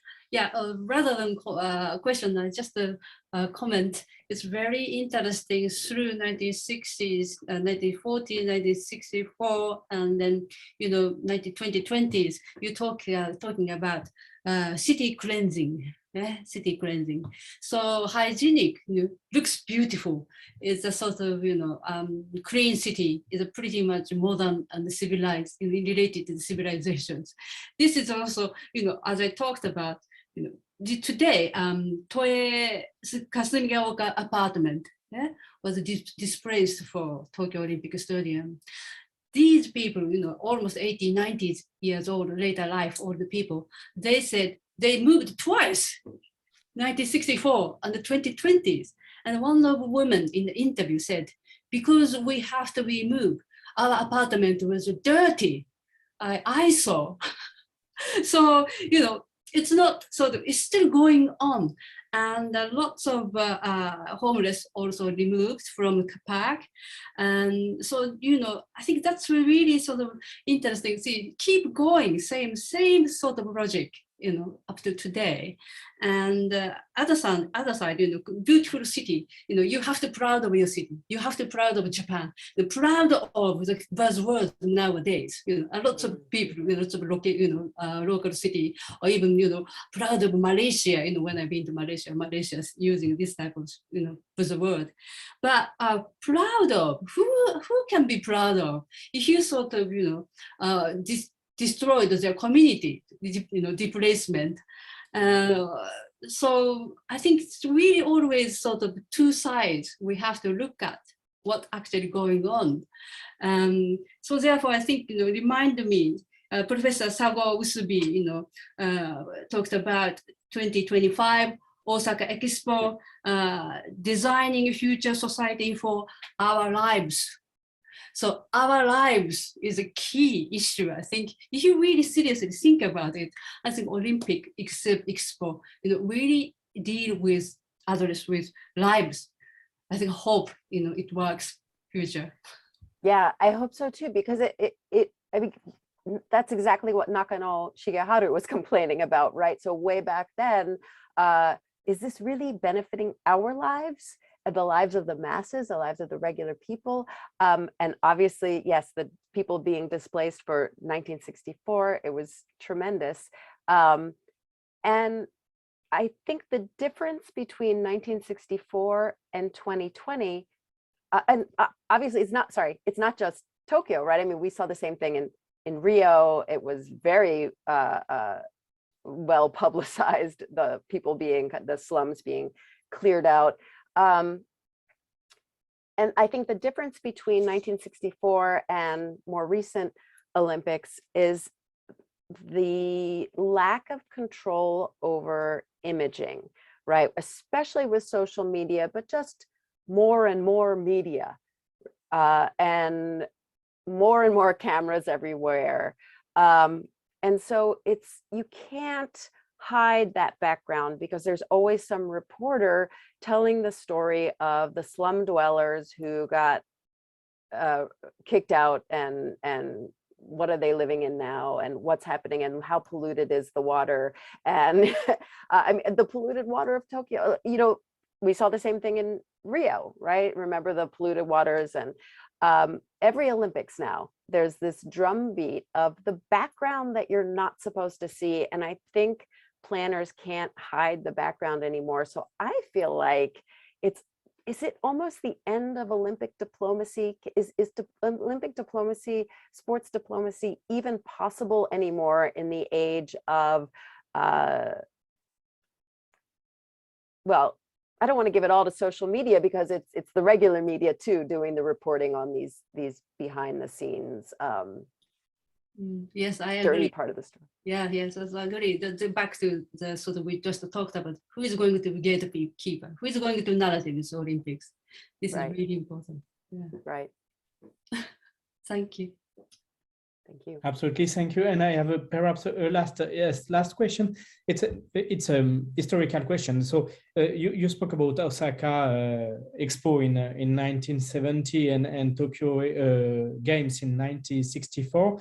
I remember when we visit now the Expo Park in Osaka, there is this anthropological, ethnological museum in the middle. And there were questions at the time of the Expo of the minority in Japan, because we speak now from global scale, but I want to go to the local scale in Japan and regional scale. So what was the place of the Ainu minority in the games of 1964? And was it a place? Because they have a place during the Expo in Osaka, a little place, not amazing, but do they have a place? And I want to ask more about 1940. So do the imperial, the colony of Japan, have a place in the games of 1940 in the idea of the preparation? Because you say we want to have the stone of Japan and the idea of Japan in the architecture of 1940, but do we spoke about Manchuria or Korea or some other place of the Japan colonial? Because we saw that in the first games in Paris and in Saint Louis, more precisely in USA, the games was very connected to the colonial history. Do we see the same in Japan, or absolutely not? It was only Tokyo Games, Osaka Expo, and have no connection with those places in Japan? Not in the discussions of infrastructure, but in the process of the actual games, there was definitely attention to making sure that the colonies were included. So for instance, well, this is not the hosting but in competition, certainly making sure that athletes from the colonies were on the Japanese team. So there's a famous case, oh my gosh, I'm forgetting his name. There was a runner from Manchuria, and in 1932, the Japanese team going to LA wanted to have him on the team, and he refused to join the Japanese team and instead joined the Chinese team, which is a statement about who owns Northeast China, right? And then obviously in 1936, a Korean won the marathon. I think maybe everybody knows that story, right? And there was a big problem when a Korean newspaper sort of blacked out the Japanese flag on his shirt. And again, so there's a strong statement, and we're seeing it. We see it obviously today with the two Korean teams walking in together, right? There are statements about nations and their borders by including or excluding individuals from the team. And so certainly the Japanese organizers were very, very aware of that element. It didn't get to that for 1940, of course, although I didn't write about this, but I feel like I remember a discussion of having a torch go through Korea. I can't remember that story well enough to talk about it, but certainly for 1964, the torch went through all through Asia, and then split into 4 and went through every prefecture in Japan, right? And the idea was the torch relay itself is connecting all of the prefectures of Japan. So it's sort of a torch version of the 47 prefectures would in the stadium. So same kind of idea behind it, but certainly no idea of, well, not colonies, but certainly the idea of kind of rebuilding relations with Asia through the torch relay through Asian countries. And that's in Ichikawa's film as well, that he does, you see that torch going through a bunch of different Asian countries. I forget exactly which one, but he kind of captures that element in his film, just the part just after what we watched. So thank you for this answer and your presentation. It is now 7:10 in California. Thank you to be so early this morning. And we will have now a presentation from Erez, Golani, Solomon, and Christian Dimmer about the bubble protocol and the spatialization of Corona politics. And it was just to make the transition. It was very interesting to see that Toyota named this car Corona. At the time, Corona car, the car of Toyota in the last games in Tokyo. So it was a kind of anticipation of what happened 50 years after. Thank you, Jessamyn, Abel, for that. And now I let the floor to Erez and Christian for the presentation of the last paper of the day. Thank you. Okay, thank you very much. I'll share my screen.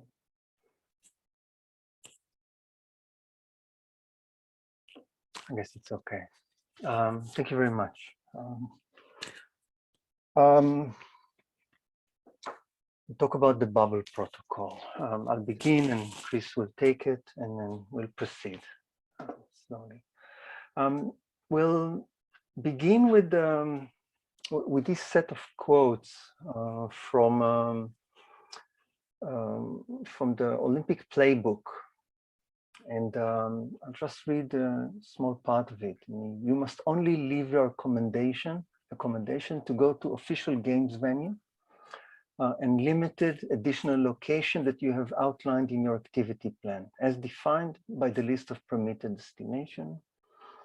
You must not walk around the city or visit tourist area, shops, restaurants, or bars, gyms, etc. And we begin with that, with the playbook. Now, as we know, the Olympic and Paralympic program took place in 45 venues. Some of the venues were built for the Olympic Games from scratch, and other existing buildings and sites, they went through slight modifications so that they would fit and be used for the competition.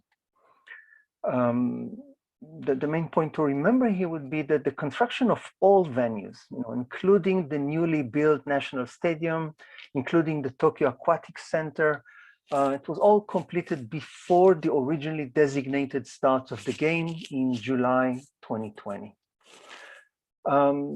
These Olympic venues were mostly waiting during the postponement period. But that wasn't, after all, the end of construction. 3 decisions changed things and encouraged a second wave of construction projects. It was, first, the decision in early March 2021 to conduct the Olympic Games in a bubble form. And then the decisions on March 20 and July 8, again, 2021, to ban first, it was the foreign and then local spectators from entering into the arenas. And construction began again. Now, Christian and my interest in the bubble was initially visual. We sort of thought about the bubble as the 46th Olympic venue. And we were impressed mainly with its external, the visual and formal character. But we went out and we took some photographs and we began to understand that there's actually much more to it. So we looked into things. Now, the construction of the Olympic bubble, and the promises that were associated with it, which is the well-being of the domestic population, what it did mainly, it allowed decision makers at the Tokyo Metropolitan Government, at the Japanese national government, it allowed them to stand against growing pressure from within Japan, pressure that was put primarily by medical experts and the public, pressure to cancel the games.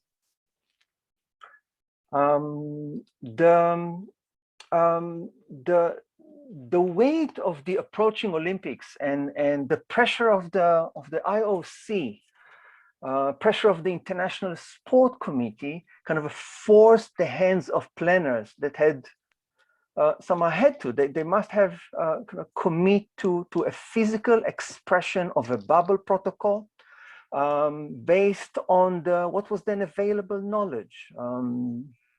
Then in such context, the bubble architecture, what was built at the end, was the government's weapon of choice, the weapon that satisfied the expected demands of a very doubtful public and created legitimacy for the Olympic events to go. Now, what is the bubble actually, and why should we call it a system at all? So the bubble system was a combination of several things. I mean, first of architectural elements, then it was a series of Olympic playbooks that explained epidemic protocol to all the Olympic participants. It was as well a fleet of mobile components that functioned in relation to static components. And it was, an agreement between the different authorities inside and outside of Japan regarding how the system should operate as a whole. How should it stand?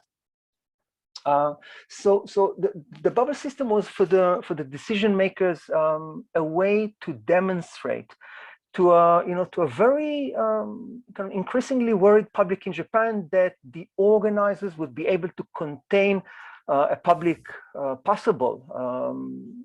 public sick cluster, Olympic sick cluster, and that they would be able to prevent it from spreading into the larger Japanese population, and then, of course, to the Japanese territory. It was as well, the same time, it was an insurance for a very worried world public that the Olympic would not turn into kind of a large catastrophe, into a global super spreader event. So the bubble system served in such respect as a kind of a dualistic device. It prevented the intrusion of an external problem and preempted a worsening of an internal problem.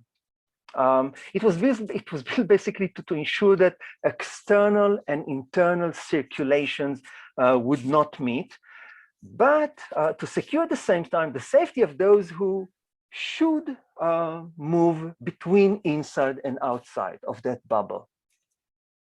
I'll just end this part by saying that that the bubble system basically allowed the higher level officials in the Japanese government to assure safety through strict spatial separation. As such, the bubble construction project, it directly reflects the position of the Japanese government in an attempt to cope with, as we know, with the global pandemic, and is this project as such, therefore, highly political. It is invested with tasks of social control. It reflects a kind of what we can call, an architecturalization of politics. It functions as another example in the long list of COVID-19 lockdown policy examples. The bubble system, these temporary construction, they demonstrate how ideas of strict safety protocol translate into architectural means. The bubble separated the Olympic participant from everyone else. They screened the first group and they block interaction with the second. They included a system of fences, walls, gates, checkpoints, assessment and screening zones, PCR testing spots, waiting areas, and they were operated by several bodies, by the Olympic personnel, by the police, and as well as by the Japan self-defense forces that had been called upon to enforce the bubble protocol. So these architectural and infrastructural constructions, they were temporary. Okay, they removed right after the Paralympic Games. They were large, very large in scale. They were in a way kind of longer than the old wall of Edo Castle. They were conflicting in a sense that they spoke in an intimidating but at the same time soft aesthetic languages. They were parametric. They set an enclosed cordon. They've determined, they've regulated one's bodily movement and orientation in space. And they have manifested an unclear inside-outside relation. It was not really clear who is inside. As well, they had unique presence in space. They are an integral part of the physical manifestation of the Olympic. They're integral part they were an integral part of the everyday life of Tokyoites, but they were at the same time, of course, absent in the Olympic representation. They were invisible to the TV Olympic spectators, meaning as a kind of a paradox, the bubble was constructed with distant audiences in mind, but was not in itself seen in most of the media representations of the games. The bubble system had an elongated, rhizomatic, like a drop-like layout with static and mobile components. The outline of the static bubble components were primarily around sport venues. They roughly followed the outline of the venues. They were like kind of a second skin to the venues. In that, they have inherited from the venues, the scattered layout divided between, as we know, between the repurposed existing venues in the central city and what we call the heritage zone, and the new venues on the vacant islands in a more peripheral base zone.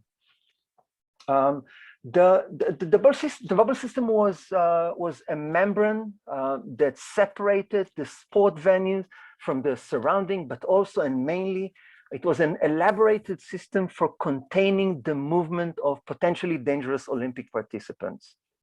The bubble constituted dozens of small separated bubbles.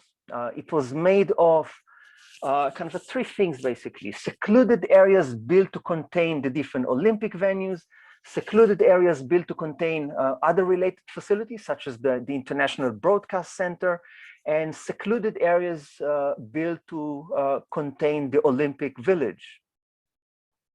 Now, in addition to that, the bubble also included numerous small portable components, shuttles, basically, primarily buses and cars that transported athletes and sport officials, between the static components of the bubble. Now, very significantly, we think, the bubble system extended also towards the international airports of Japan. So Olympic-related passengers were separated from other passengers during the process of disembarkation. They were guided to separated areas in the terminal. They were subject to isolated immigration procedures, and they remained separated from each other and the Japanese public until their way out of Japan.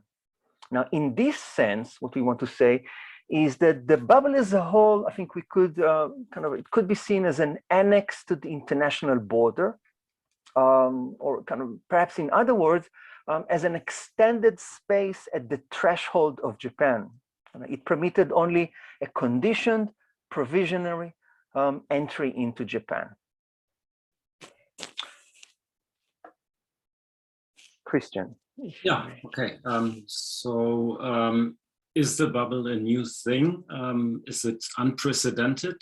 And in the following part, I'm looking a little bit into what has come to be known as epidemic urbanism.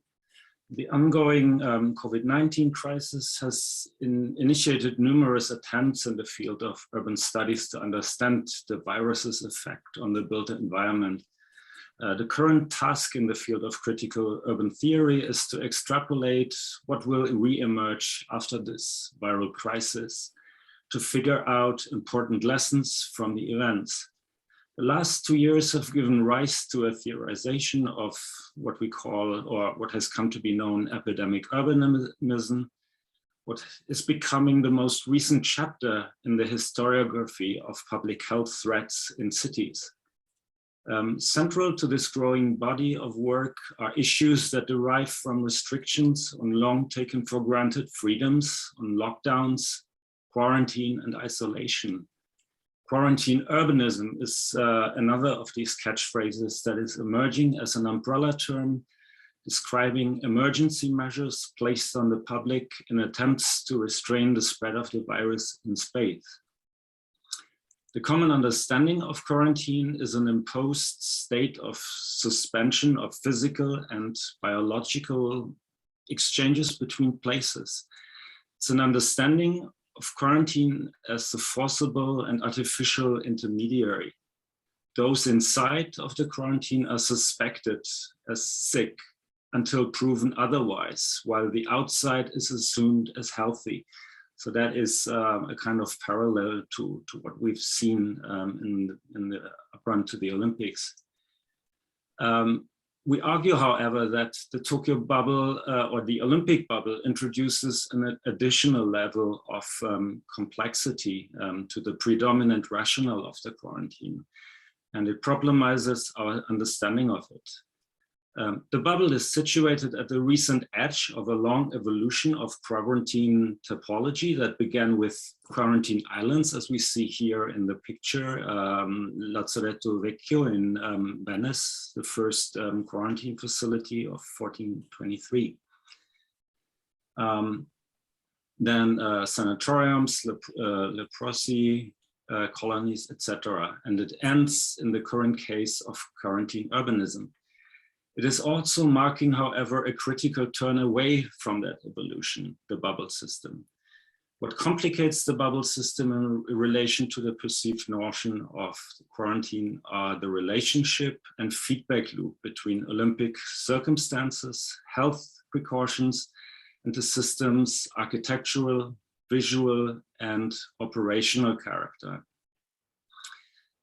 Our argument hereafter develops along two central lines. First, we show how the Tokyo bubble system has operated spatially in relation to enemies and precautionary measures.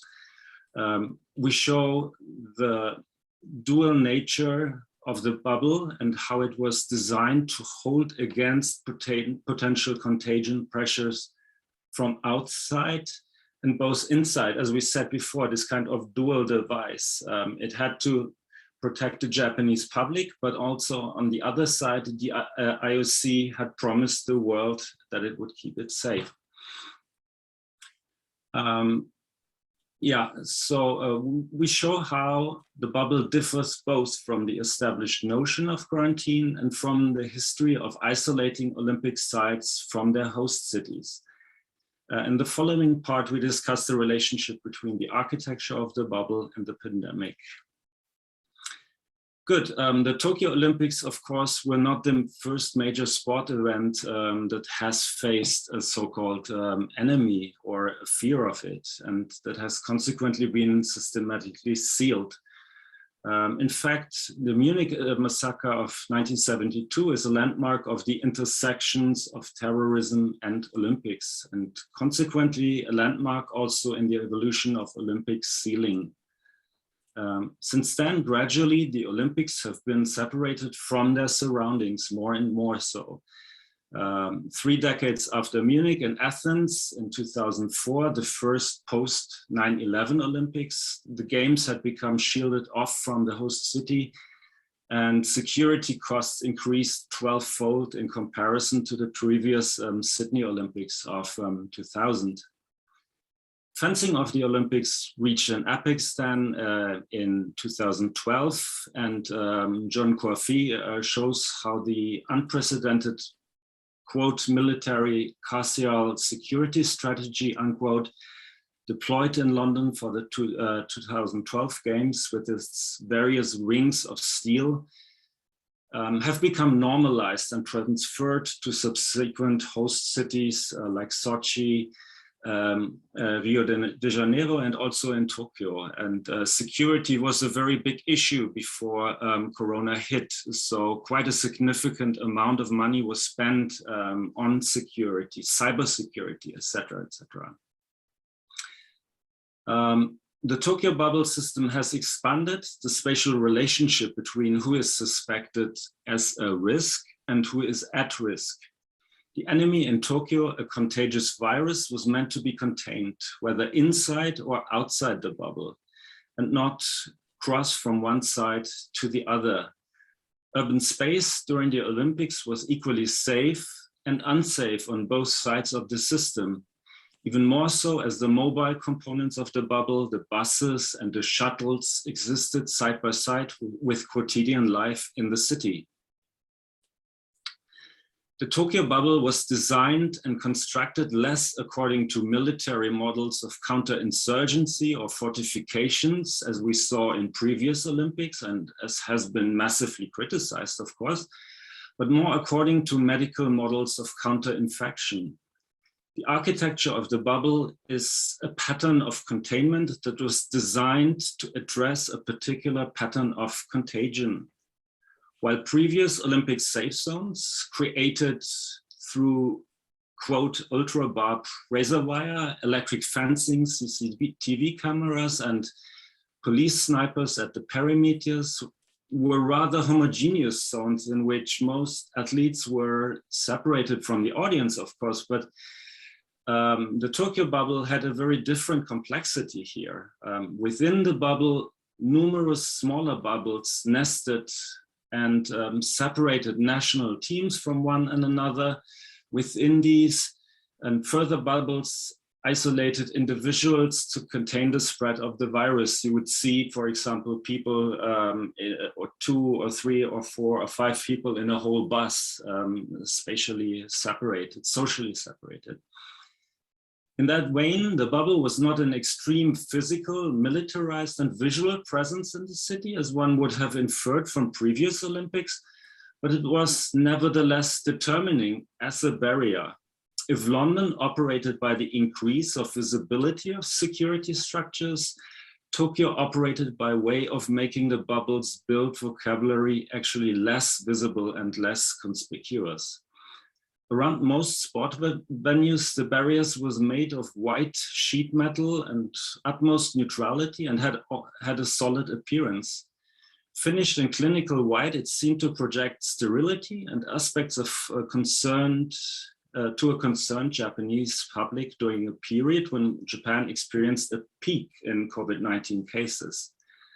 On another level, the near to complete absence of any adornment like murals or graffiti or Olympic slogans might be understood as a device also to detract visitors, a slippery surface that would not offer any pretense for passers-by to stop and congregate around the venues in the name of social distancing. Yes, so Erez. Now, architecture and the virus, they have interacted also on the ground of their capacity for change. And we'd like to talk about change for a bit, meaning their mutability in terms of the virus and their modularity, of course, in terms of architecture.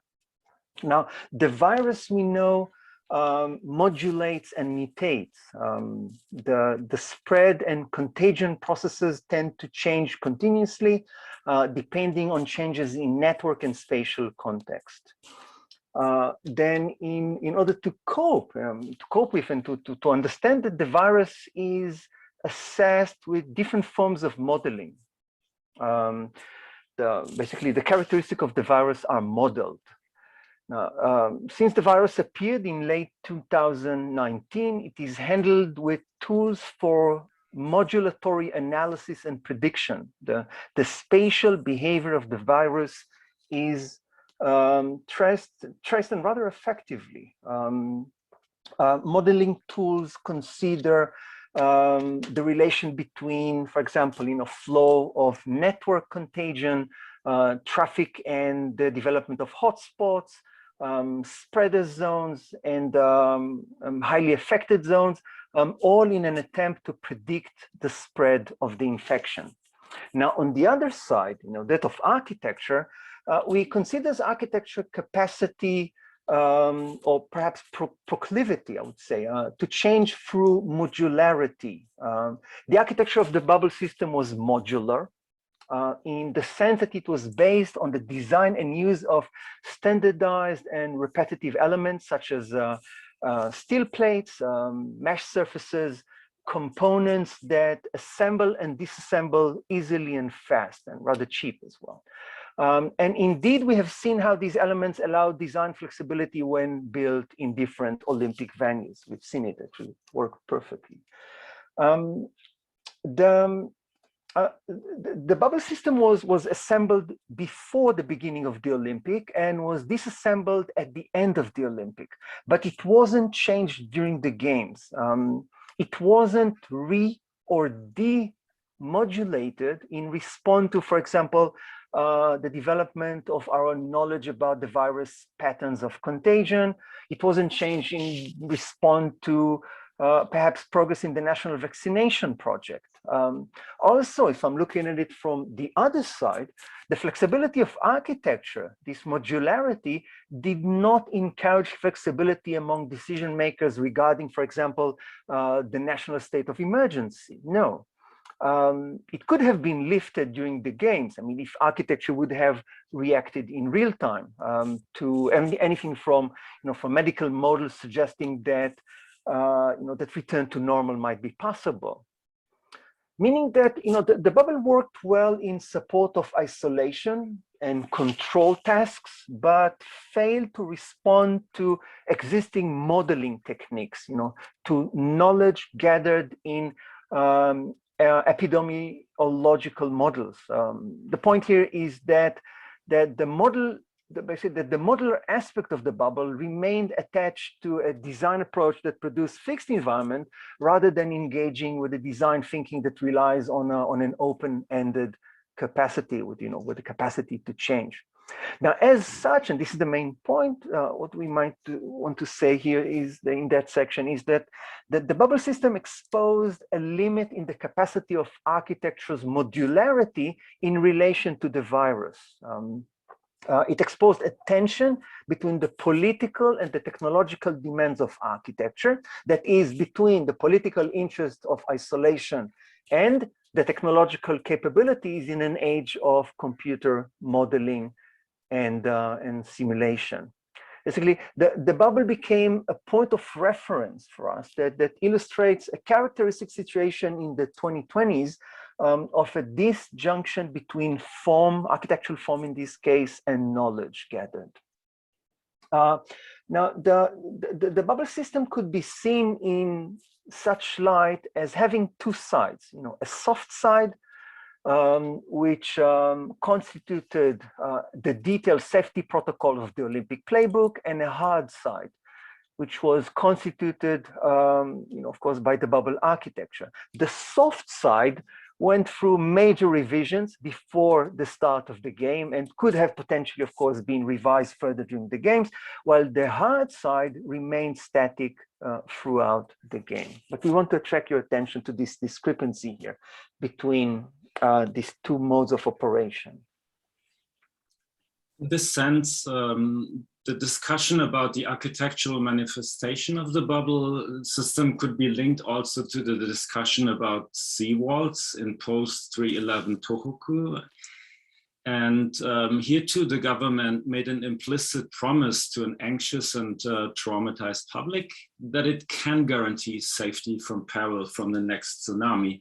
And these bochote or seawalls are testament to that. We see a parallel here.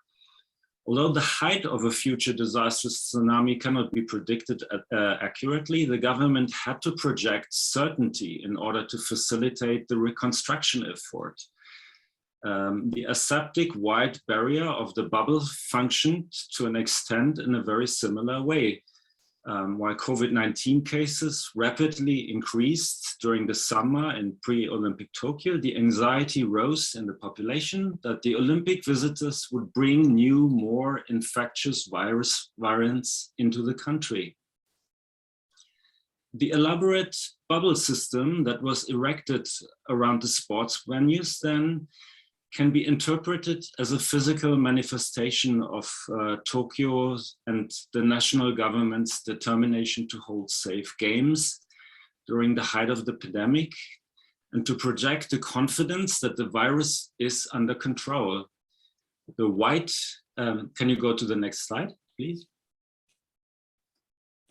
The white of the barrier is displaying a cleanness and a sepsis that is to suggest a kind of confidence to the public that the government is prepared for any form of modulation or mutation of the virus might it appear in. Paradoxically, the virus as an enemy eclipsed the existence of all other potential enemies. Counterterrorism, cyberterrorism were huge issues before, and they completely disappeared and were displaced by the coronavirus. The bubble system should be seen as an integral part of the built legacy of the Tokyo 2020 Olympics. It has crystallized the challenges of a recent moment in the history of Japan, and has already become a model character for further international scale events, such as the expected Olympic and Paralympic Winter Games in Beijing 2022. And its recently announced closed loop iteration of the Tokyo bubble. We even heard today in a presentation by one of the Tokyo officials that the bubble protocol, the playbook, has been handed over literally to Beijing.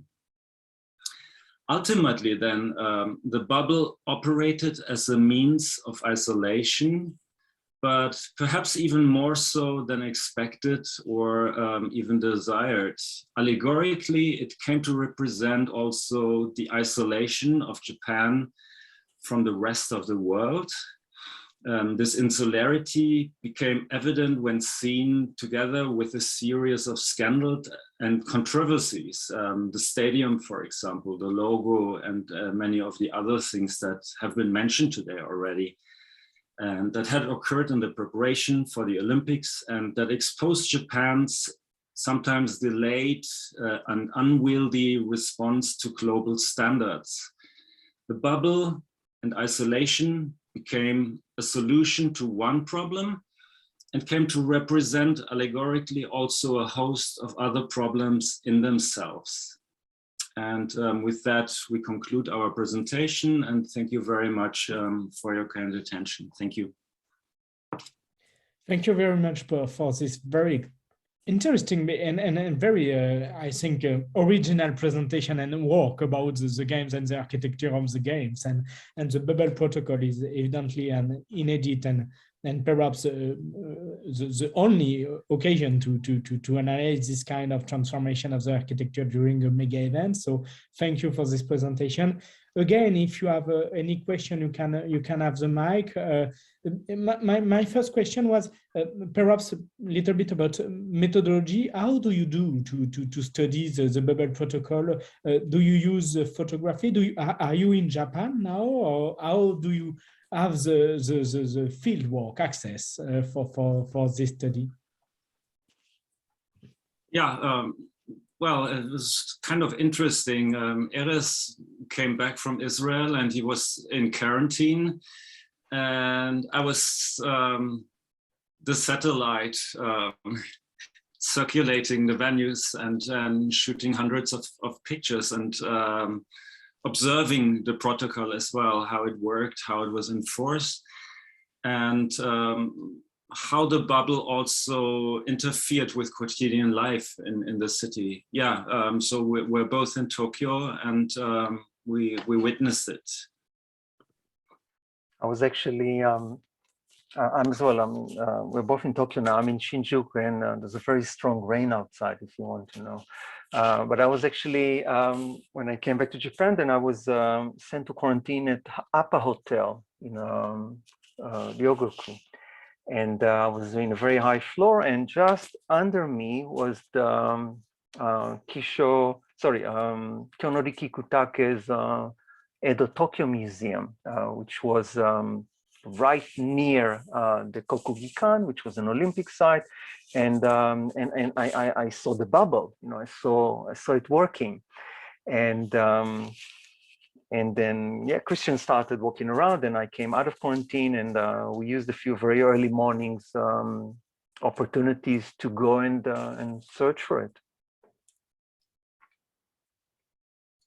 And yeah, sorry, please. And after there will be a question from Florian. So after you answer, Florian, you have the floor. Yeah, it's kind of ironic as well when we talked about in the previous presentations about iconic architecture, that here very great effort was put into concealing architecture, actually, in sealing it, in hiding it, and creating this kind of slippery surfaces. And also the lack of some kind of Olympic compound as we had in Beijing, for example, or in Athens, or in London, in Olympic Park, made it also far more complicated than in any other place before. This is also a bit of an irony, because Tokyo rightfully, of course, insisted on its sustainability goals and put such a great emphasis on reusing existing venues. But that spread, of course, the venues across the whole city and complicated the bubble almost beyond control. But in the end, it did manage very well. I think as well, there's a bit of an irony at the end of if we really think about the bubble as the 46th venue, that at the end, think of it, the one Olympic venue that kind of or architectural construct, Olympic related architectural construct that have allowed the Olympic to actually take place, to start and finish, is entirely generic in nature, entirely belonging to a set of generic ideas.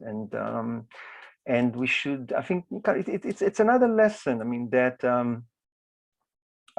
it is by far, I mean, generic architecture, by far the most important component to the functioning of every city.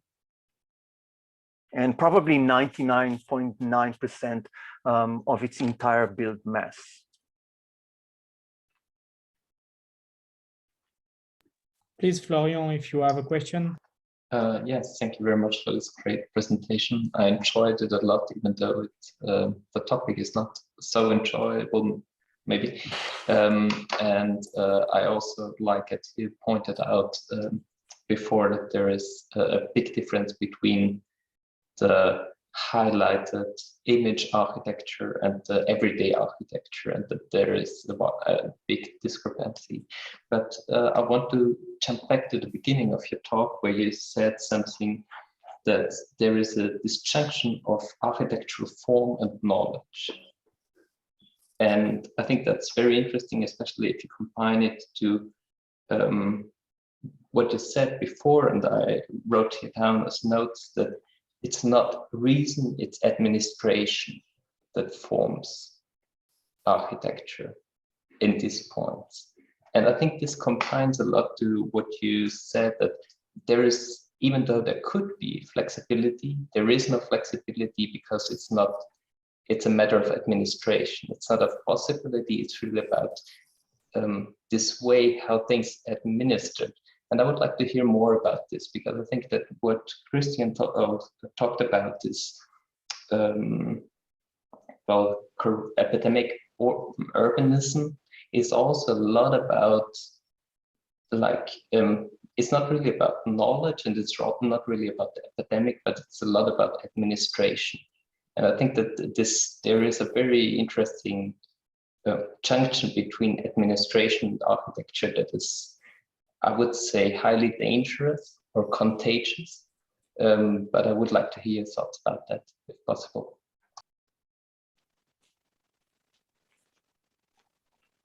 Christian, you and me. Do you want to try it, or? Okay, I'll begin, and you please continue after me. So this is a very good point. I mean, thank you very much. So I think very well observed. I think that there's what the bubble in that sense, instead of in the sense of this tension between architectural form and knowledge. I think that that perhaps we can speak about not only about the bubble, but rather the Olympic, the entire Olympic related buildings, as well, perhaps the stadium, things that we built as well currently. They sort of address our kind of a current struggle to reconcile the legacy of a modern past, with a very ambitious and ambiguous, of course, as well, promises of what we call the network society future. We try to reconcile modern heritage, things built, these physical things here outside, with the ambiguous promises of a smart city. We try to reconcile it with, this actually what we think is kind of a quite non-ambiguous urgencies, of a sustainable future. And the bubble, we think, really well exposed this tension, that we are, perhaps that in a certain sense that we are way ahead of our architecture, in the tools that we have, in the knowledge that we have. And that architecture, and in this case, it's not even, what we kind of say, the normal architecture. It is modular architecture. It's the one which is meant and built in order to, respond, more than anything else, within the architectural construct. That even this kind of architecture is slow or unable respond, or that, as you said correctly, I mean, that there's this administration who's not interested, you know, that it would respond. I would like to add a different aspect here, talking about the administration and architecture, and maybe also the administration and the mega event itself. I would like to cite Kato Hideki, who was a former executive at the Ministry of Finance and a former Keio University professor. And he criticized that the stadium controversy is symptomatic of much larger tendencies in Japanese society. According to him, the stadium is a bloated concept. That was when he was speaking about the program of the Zaha Hadid design. Lacking in planning for the long term, missing the responsibility of someone in charge, characterized by opacity and incongruity, and typical to an inability to change policy when needed. Sad to say, Kato concludes, there are the very tendencies that historians have cited as key factors leading up to the entry of Japan into World War II. So in the case of the stadium, then we see that a lot of different agencies, different organizations are adding to the program, and nobody is really in charge of the program. And if you look and download the competition brief, you see that those are crazy requirements. It should be the greatest stadium, the most sustainable stadium. It should be a light to mankind and civilization, nothing less, is the headline of it.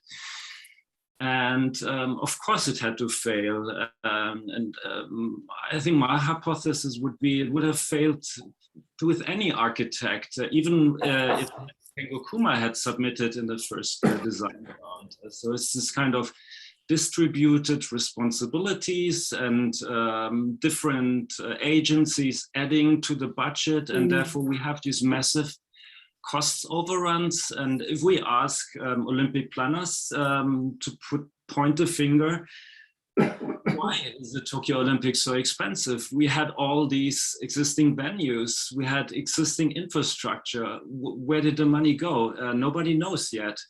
So I'm really looking forward to the audits as well that are going to come after the Olympics to shed a little bit of light on that.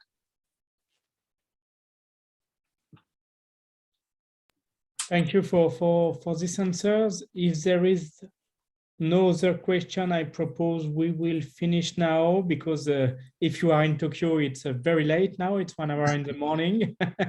So yes, today we have a very interesting day, and I'm very happy to have everybody in this conference. And thank you to be present. Thank you for your intervention and for your comments and reflection. And thank you, Florian. You will have your intervention next week. So next week it will be the 7th and the 8th of December. We will have another intervention and 2 other roundtable with French stakeholder. It will be in French, the roundtable, but the conference will be in English.